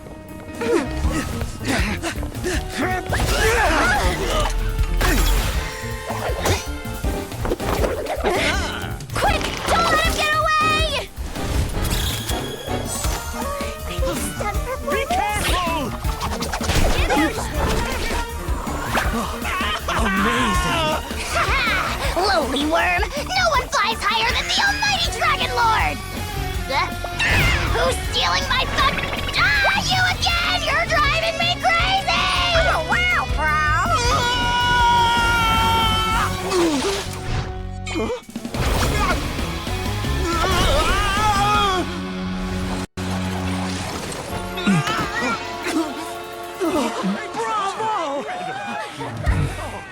All right, that's a wrap.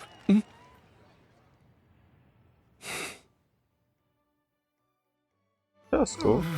Unbelievable! You can't just drag someone around like that! Such blatant disregard for human life! I'm gonna sue the living daylights out of you! I thought only people from the Sounds of the Canopy had hook shots. Will you now? I think I did you a favor by pulling you away from your audience. Saved you some face at the very least. As for whether you were facing up or down along the way, well, that was your decision, wasn't it? Why, you...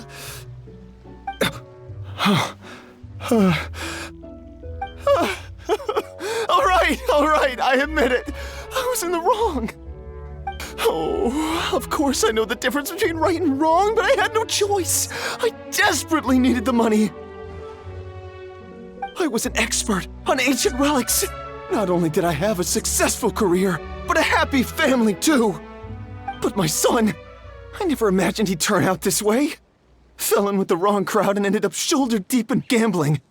We had some savings, but he drained them away like a waterfall.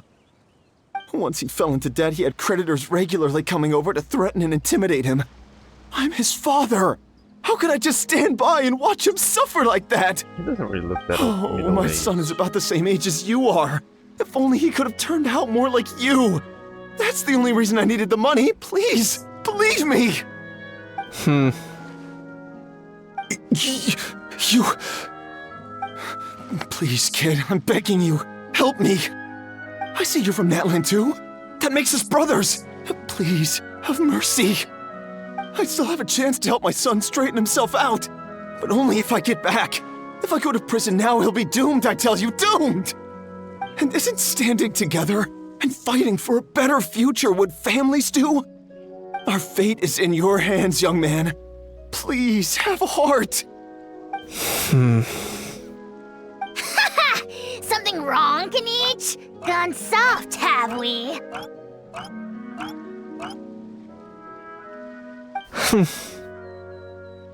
I don't believe a word you say.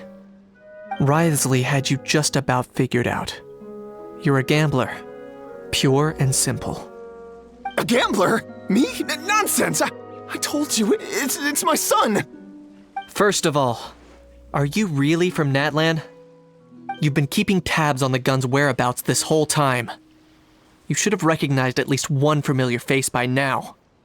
On top of that, the way you threatened to sue me? Spoken like a true Fontanian, if you ask me. Huh? What kind of logic is that? I can explain. I actually grew up in...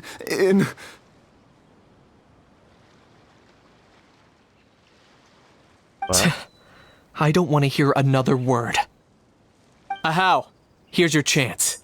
Shut someone else up for once. The moment I've been waiting for. Eat this, scumbag! Being a compulsive liar is one of the hallmarks of a die-hard gambler. I bet you're just a Fontainian pretending to be from Natlan. Even if you have any friends or family to speak of, I'm guessing they've long since cut all ties with you. And you have your depraved ways to thank for that. Of course, I might be wrong.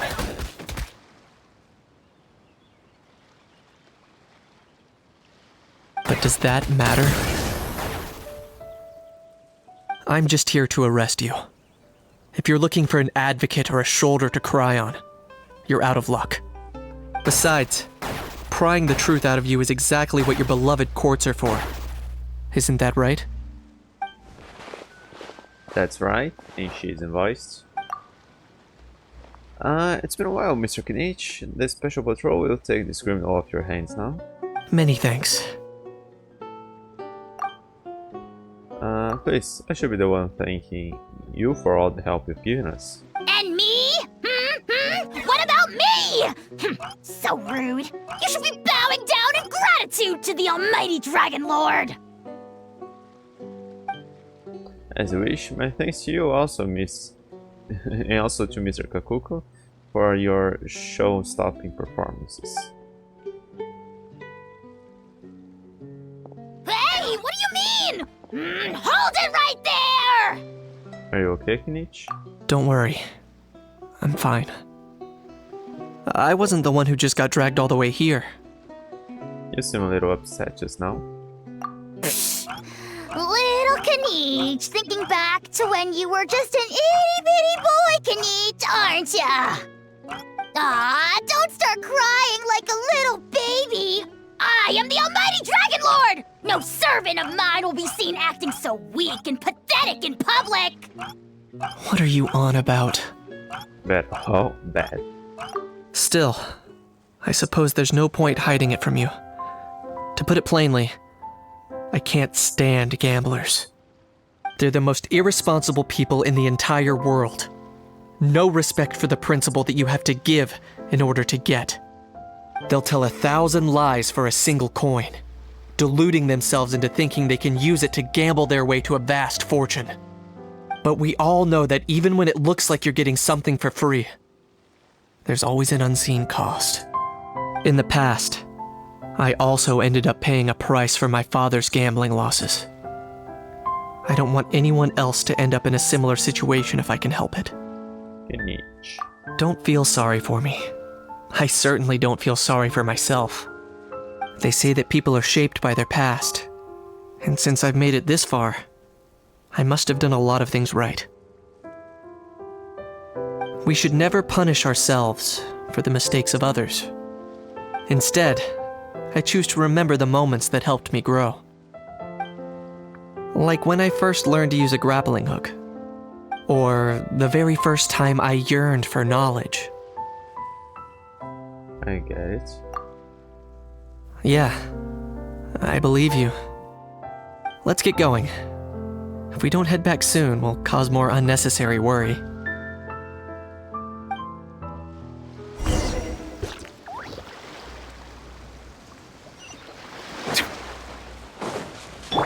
Controlled breathing. Come on.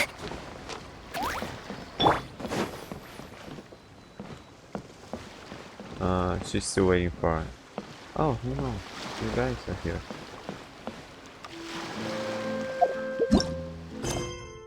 Okay.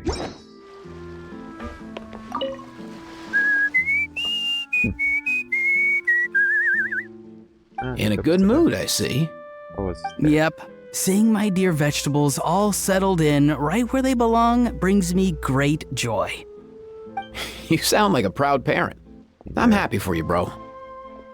But given how where they belong is inside a cooking pot, that kind of fills me with dread at the same time. Nice to meet you, bro. The heck are you on about? Does this really seem like a good time for nice to meet you? I guess he's referring to the meeting of the vegetables in the pot. You got it, bro! Honestly, right now, I'm not sure if I should be worrying about your definition of nice to meet you or investigating whether you and Kakuku share some kind of telepathic bond. Well, he's half sorry, right? Does he fully understand science? Does he fully understand Kakuko? The fresh vegetables from the new batch are exceptional quality. I just wish I could say the same about the new staff. Okay, just about the same thing.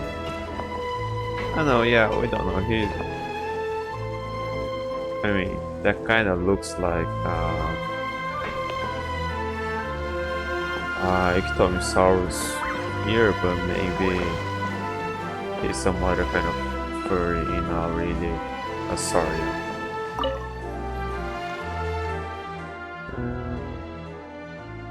Yes, doesn't feel like all your troubles just melt away on your chivalry film fantasy. I got 2 pieces of good news for you. Which one would you like to hear first? Let's start with the most important one.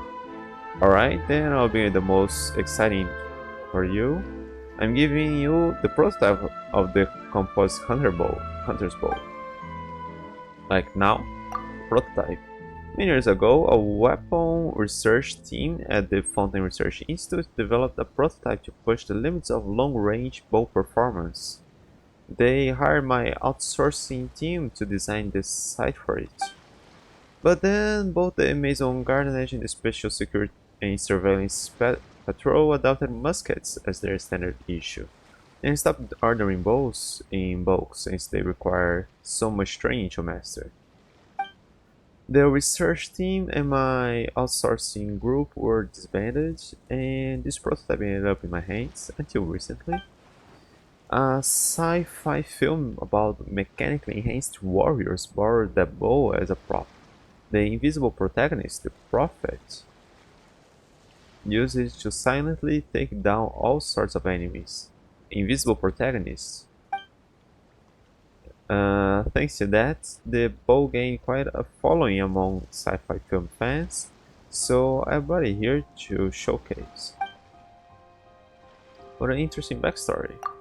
Why are you to me? Because you're the heart and soul of the Chevalmoran Film Festival. It's not Film Festival, Film Fantasyland. The one who brings all these legendary characters together. Yeah, but in the end I'm here by chance, and I'm the heart and soul of this place.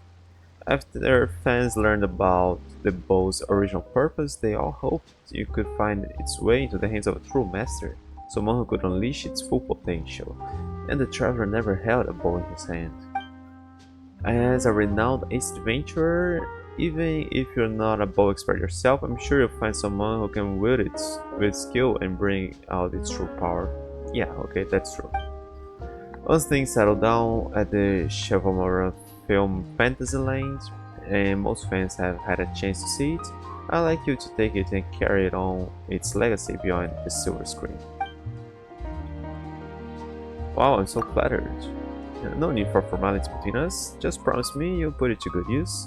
I hope you and your bow-wielding buddy will have a blast of it. And what about the other? Hit me with the lighter one, please. Okay, so I finally escaped the wild ride of risky business ventures and landed some steady work.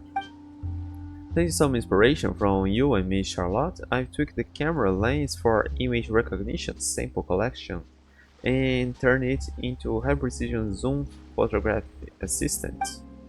The new generation product hit the market right as camera lens was evolving, and now many directors and merchants have started working with me. I suppose you could say I'm a rising supplier in the film industry now. People trust my devices. That's why I was chosen to help build Chevalmoran Film Fantasyland. Of course, my finances are still a bit unpredictable, but at least they're not They are a lot more stable than before. Congratulations. Same to you, same to you. I owe all to you. One day I'll treat you with fees worth at least 280,000 more per meal. Per meal? How many meals are in a feast?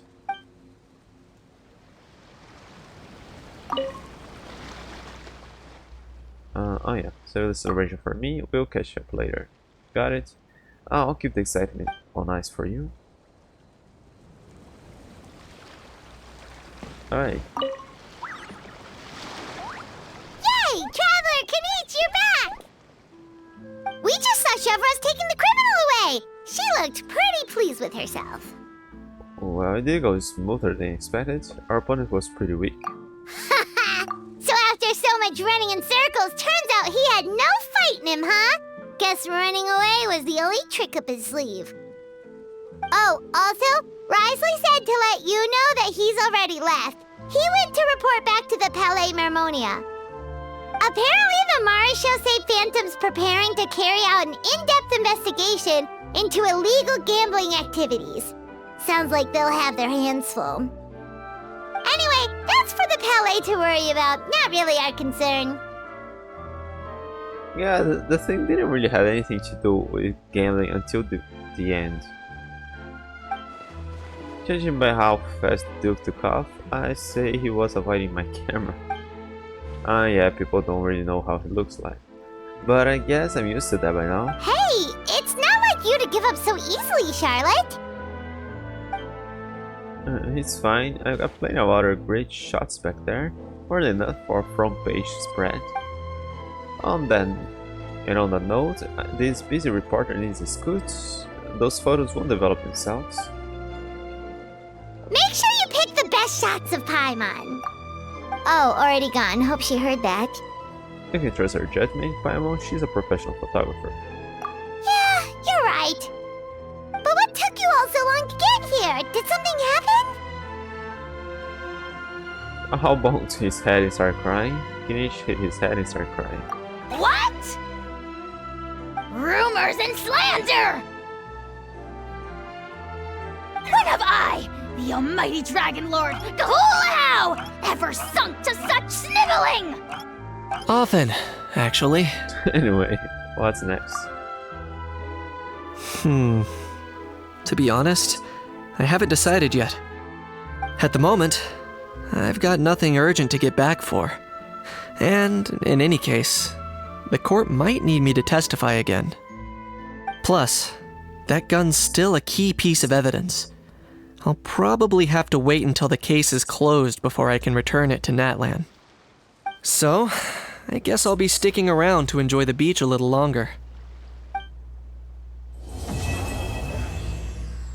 Okay, this final part was a bit faster. Okay, that was it. Let's see what do we have here for the event.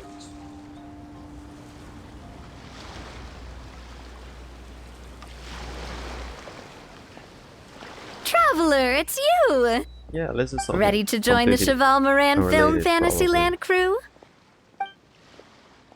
Let's do this. It's time, dear partner and Paimon, for us to turn our attention to the Cheval Moran Film Fantasyland. As I mentioned, the park was started up by enthusiasts who brought in the Spina di Rosula to handle the planning, construction, and operations.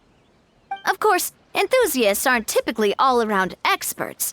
They usually stick to designing the event booths. We, for our part, handle long-term operations and develop standardized strategy guides for the different activities. Long-term operations? Strategy? It all sounds so complicated. We spend most of our time adventuring and we barely have any experience running a stall. Do you think we can handle this? Not every big boss went to business school, you know? We've done plenty of big business ourselves. That's more like it. You've seen it all before, haven't you, partner? I'd even go as far as to say you've shaped some of Tevat's biggest business ventures. Anyway, Probably. First things first. Let's get an overview of how the whole festival's gonna be run.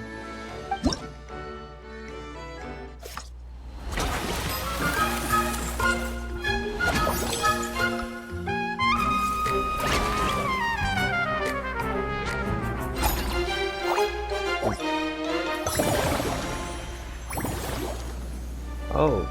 As you can see, our fantasy land's a bit like a sugar-free macaron right now. Several areas are still under construction. Interesting. The Spina's only been able to hire a limited number of craftsmen. Besides, we don't have enough experience to handle multiple projects simultaneously.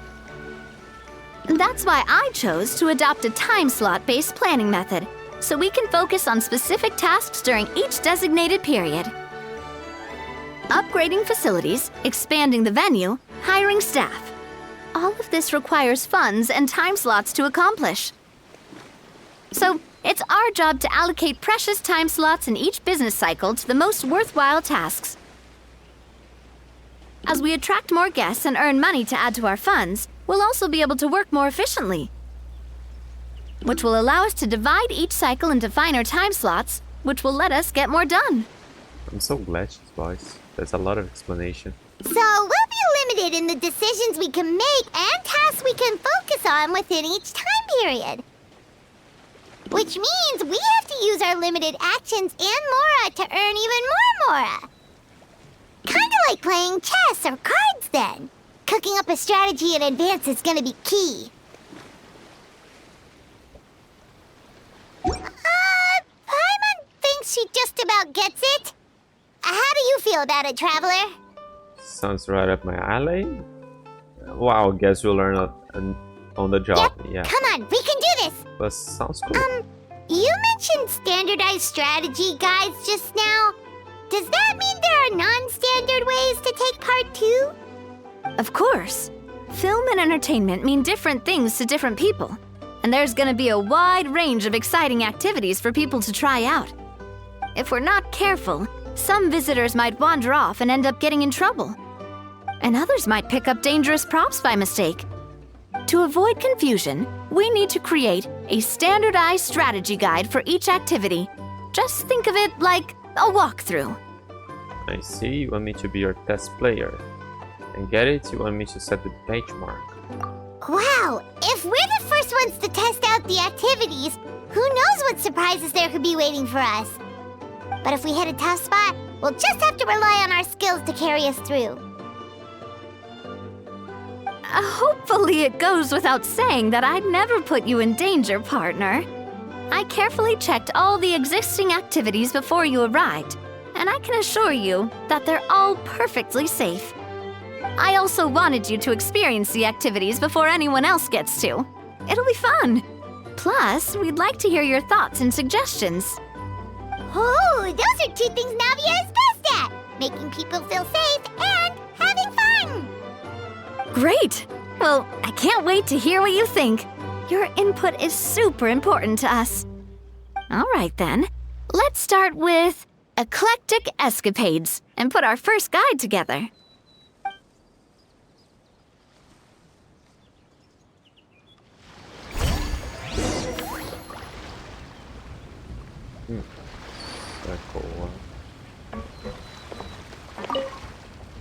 All right then, time to try out eclectic escapades. I'll leave the strategy guide to you guys.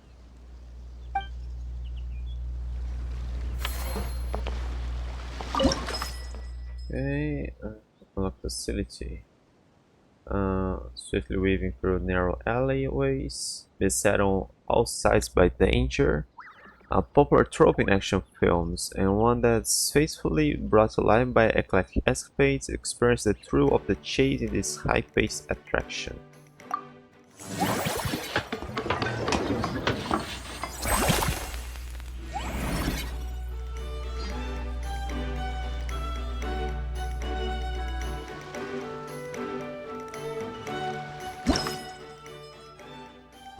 Formally strategy. I can read the rest. Vote formulate.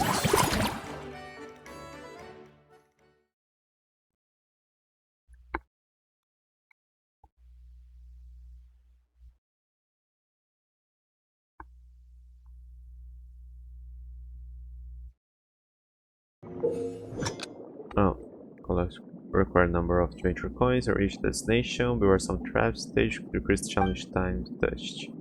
Special skills can create acceleration rings in front of the character while they are diving or gliding. Not only can you speed up using these skills, but you can also use them to dodge obstacles or break through terrain.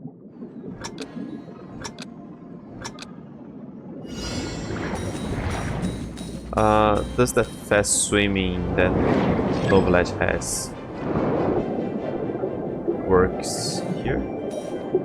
Oh no, it's mostly that.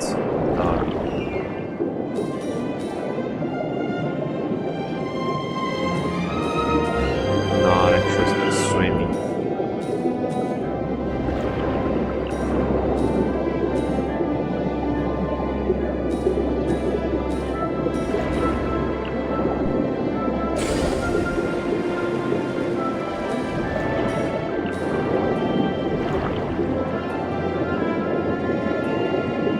Oh, it's lagging a bit.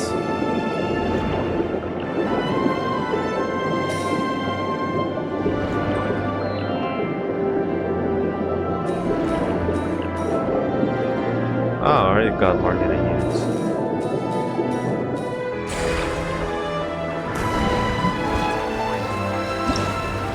Oh, I ended. Okay, max resource value. Give upgrade the facility.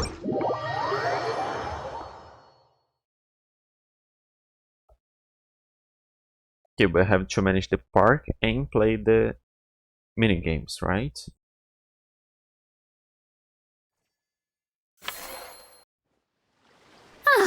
Both of you seem even more excited than before. Looks like your first trial run didn't disappoint. The challenge format is super easy to get into. It does perfectly with the film theme. I'm not sure. Does it? Paimon hasn't actually watched that many films, but after trying it out, she might just be hooked. We should check out the film that it's based on. Great job, Paimon. That's exactly what our enthusiast friends were hoping you'd say. They'd be beyond delighted to hear that visitors are curious about the films that inspired these attractions.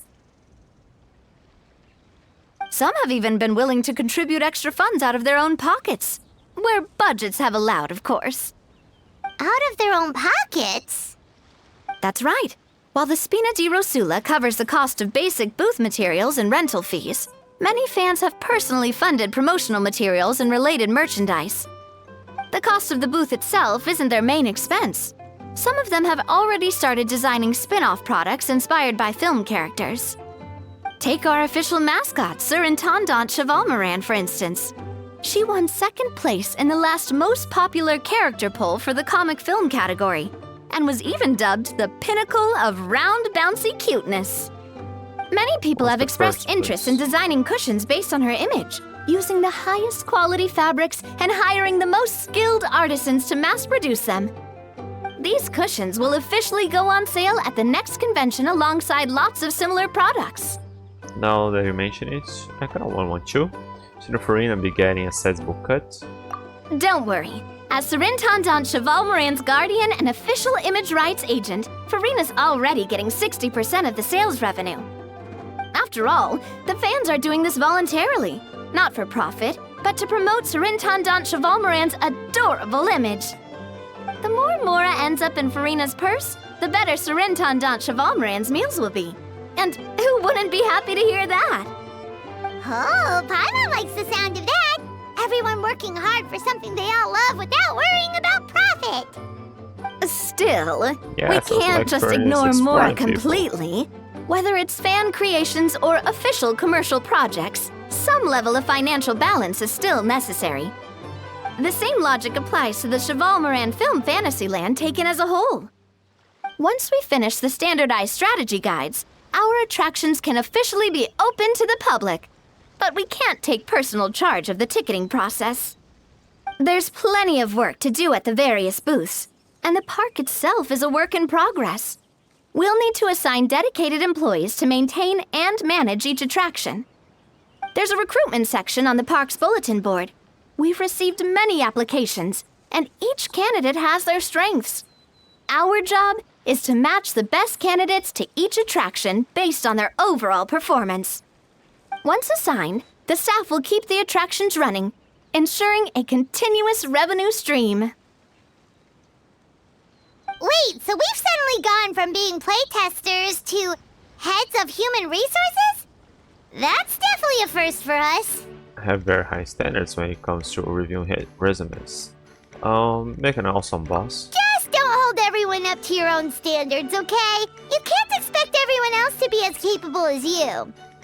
Alright, time to review some resumes. Fingers crossed we'll get some exceptional candidates.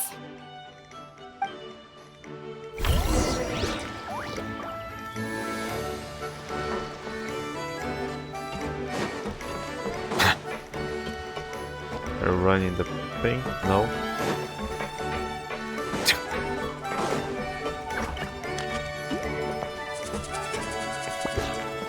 Oh. When reviewing resumes, pay attention to each applicant's area of expertise.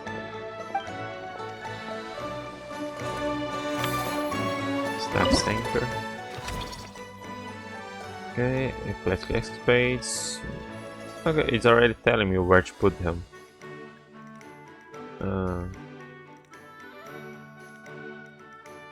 Okay, search value plus 12. Wage. So the wage is per cycle. Okay. So resume, work experience, follow-up development for the Fountain Research Institute's stabilization mechanism projects. Logistics supplier for the Fontanelia Film Festival. Personal strengths. Oh, I can roll that. Let's read that afterwards when I can't read it all.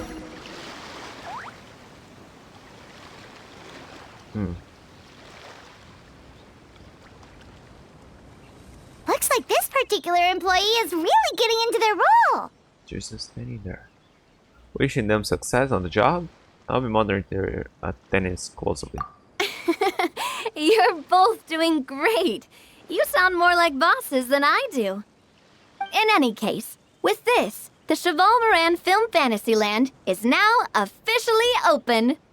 Running a theme park is a long-term project. You won't make much if you try and rush it. We're just about done with our current work setup, so let's take a short break and wait for this cycle's revenue report to come in.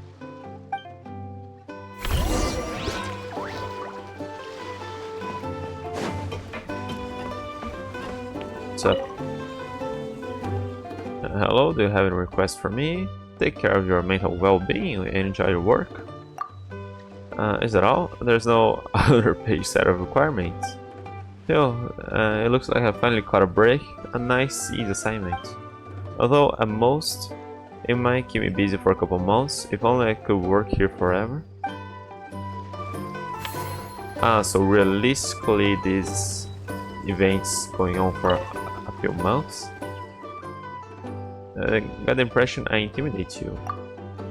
Oh no, I'm not intimidated, just cautious.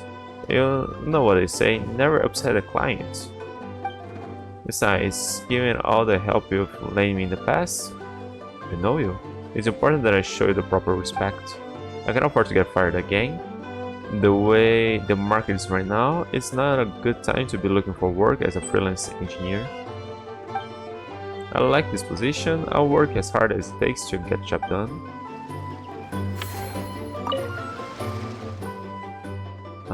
Okay, not really. In that case, I won't disturb you. I should get back to my work.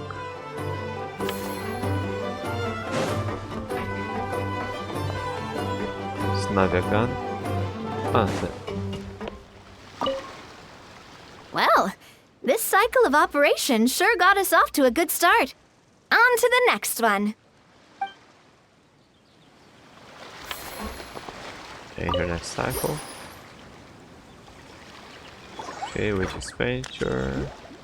We're naturals when it comes to ranking the dough. We make the perfect money-making duo.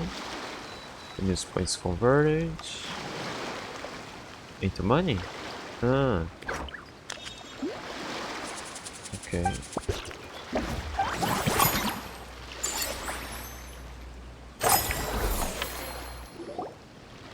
Well, the numbers might not look that impressive, but given that we're just getting the ball rolling, I'd say that wasn't a bad start. Building on this momentum, we must consider rolling out more unique business strategies during the next cycle.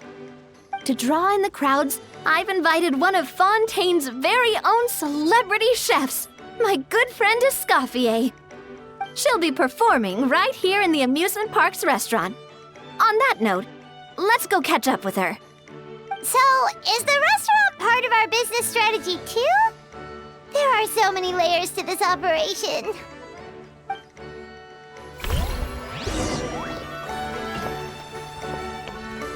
First you go.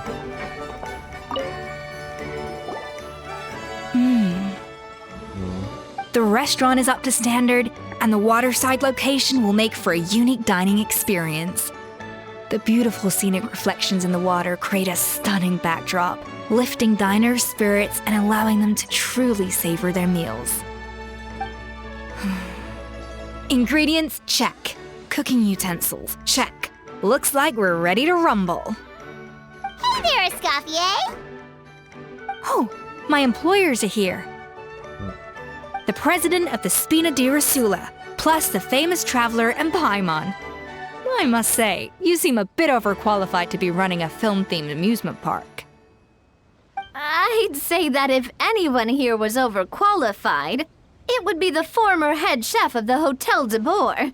Wherever you walk, the aroma of fine cuisine follows in your wake. Let's get back to business. I'm guessing you want the traveler to help me decide the theme dish for each cycle, right? Theme dish? This is the business strategy I mentioned earlier. Using Escoffier's top-tier dishes to attract more visitors to the park. But this isn't just about attracting visitors. Her culinary masterpieces will surely have other surprising effects. Just imagine, Paimon, if all you needed was a single ticket to enjoy all the attractions and taste all the legendary food. Wouldn't you be tempted? Then Paimon come every single day! Do you have annual passes? I found a way to lure her. Now, here's the twist. To get the most out of this strategy, the menu can't be made public. Based on research by a certain food branding consultant, many restaurants have started offering a special chef surprise dish. So give me some inspiration every few business cycles, and I'll decide on our next theme dish. Now then, give me your hand. My hand? I had no idea inspiration could be physically transferred. A warm and energetic feel. Your hands are calloused from wielding your sword, but still quite delicate. When you grasp its hilt, it's like you're holding the bow of a violin. A sword, then. The theme this time shall be strength. Alright, let's find out what strength looks like in gastronomical form. Power-packed barbecue ribs, paying 30% less next time you upgrade an attraction. Confirm.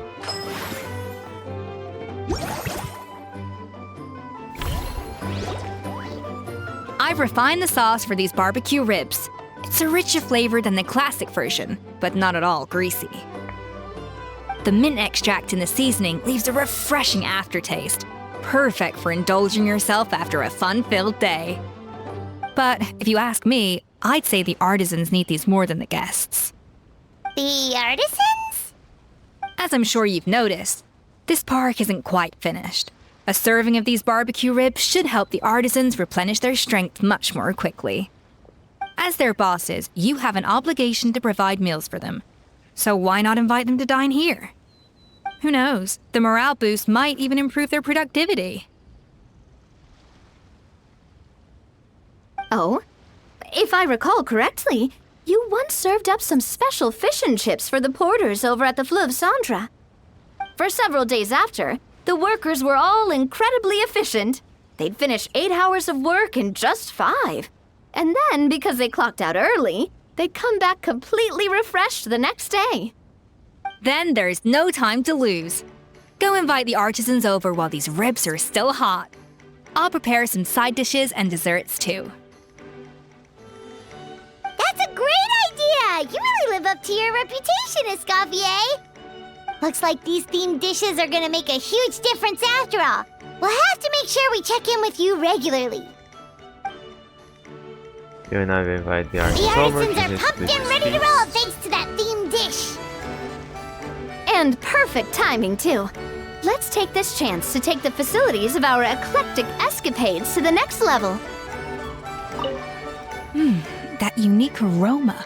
I wonder how you'll inspire my cooking this time. All right then, I'll just go with the flow. It's about time for a fresh new flavor. I can change any time.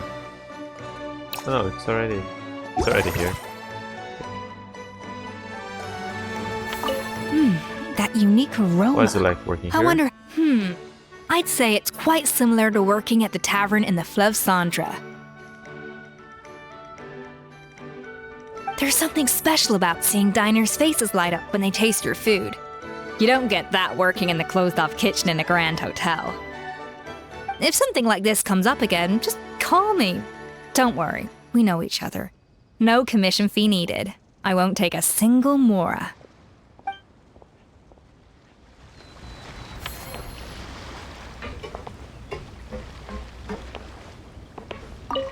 Now that everything's going smoothly, it's about time we upgraded our facilities. You don't have one facility.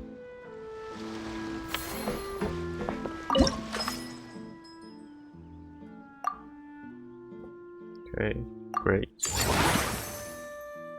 More people, more price, more points. Source value. Don't really know what that is. We should be able to attract more customers by upgrading the stall, don't you think? That's right. Based on my business experience with the Spina di Rosula, I've quantified the service value to help you intuitively understand how satisfied customers are with each stall. An attraction will reach its ideal revenue only when its service value meets customer expectations. As we improve and expand our facilities, expectations will also increase accordingly. When that happens, we can deploy more capable employees or invest funds in training to enhance our employees' skills. Train staff. Train.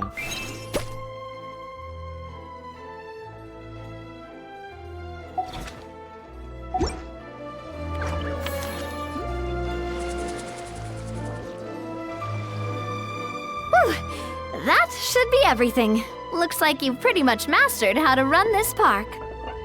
Huh? Have we really? Thinking about it, we have learned quite a lot, haven't we? Just goes to show how well Navi explained it all. Couldn't have done without Navi's guidance. Oh, not at all. I wouldn't say I taught you much. Your intuition's been guiding the way mostly. I imagine long-term operations sounded like a scary prospect the first time I mentioned it, huh? But don't let that scare you. Just break things down into smaller steps and tackle them one at a time. Even if you're not a genius or naturally gifted, you'll get it done in the end. Whoa, seeing her own progress has really got Paimon fired up! Actually, she's gonna jot your words of encouragement right down. From here on out, we'll be running the Cheval Moran Film Fantasyland together! Let's make it a big success!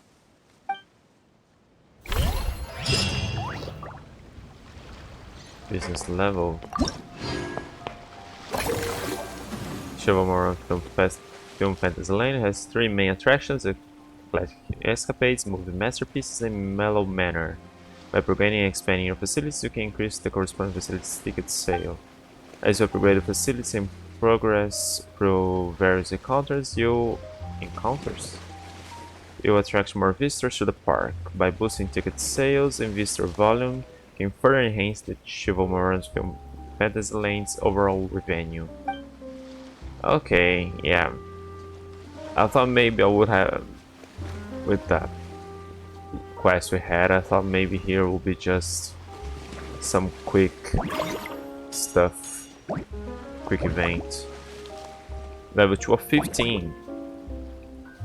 Oh, she did say this is a long-term thing.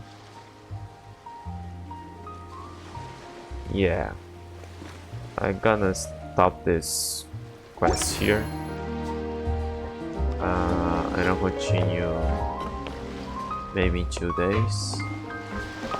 Hey Navia. You've got this park off to a great start, partner. The ball's really starting to roll, huh? I can't wait to see how it'll all turn out. How exciting! Yeah, I'll continue 2 days, but I'm a bit worried this may take quite a while to complete, since there are, I think they said at least 3 times that this is a long-term work, so maybe this should take more than a couple of days of playing.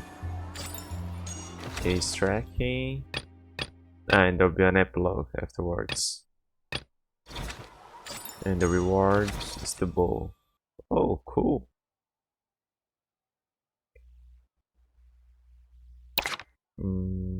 Now first part, okay. Alright, yeah. Let me just try to get one Scofield here.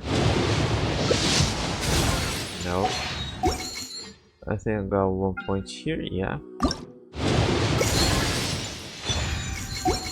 Alright, so yeah, that'll be all for today, and I'll continue that Wednesday. Alright, so I am off.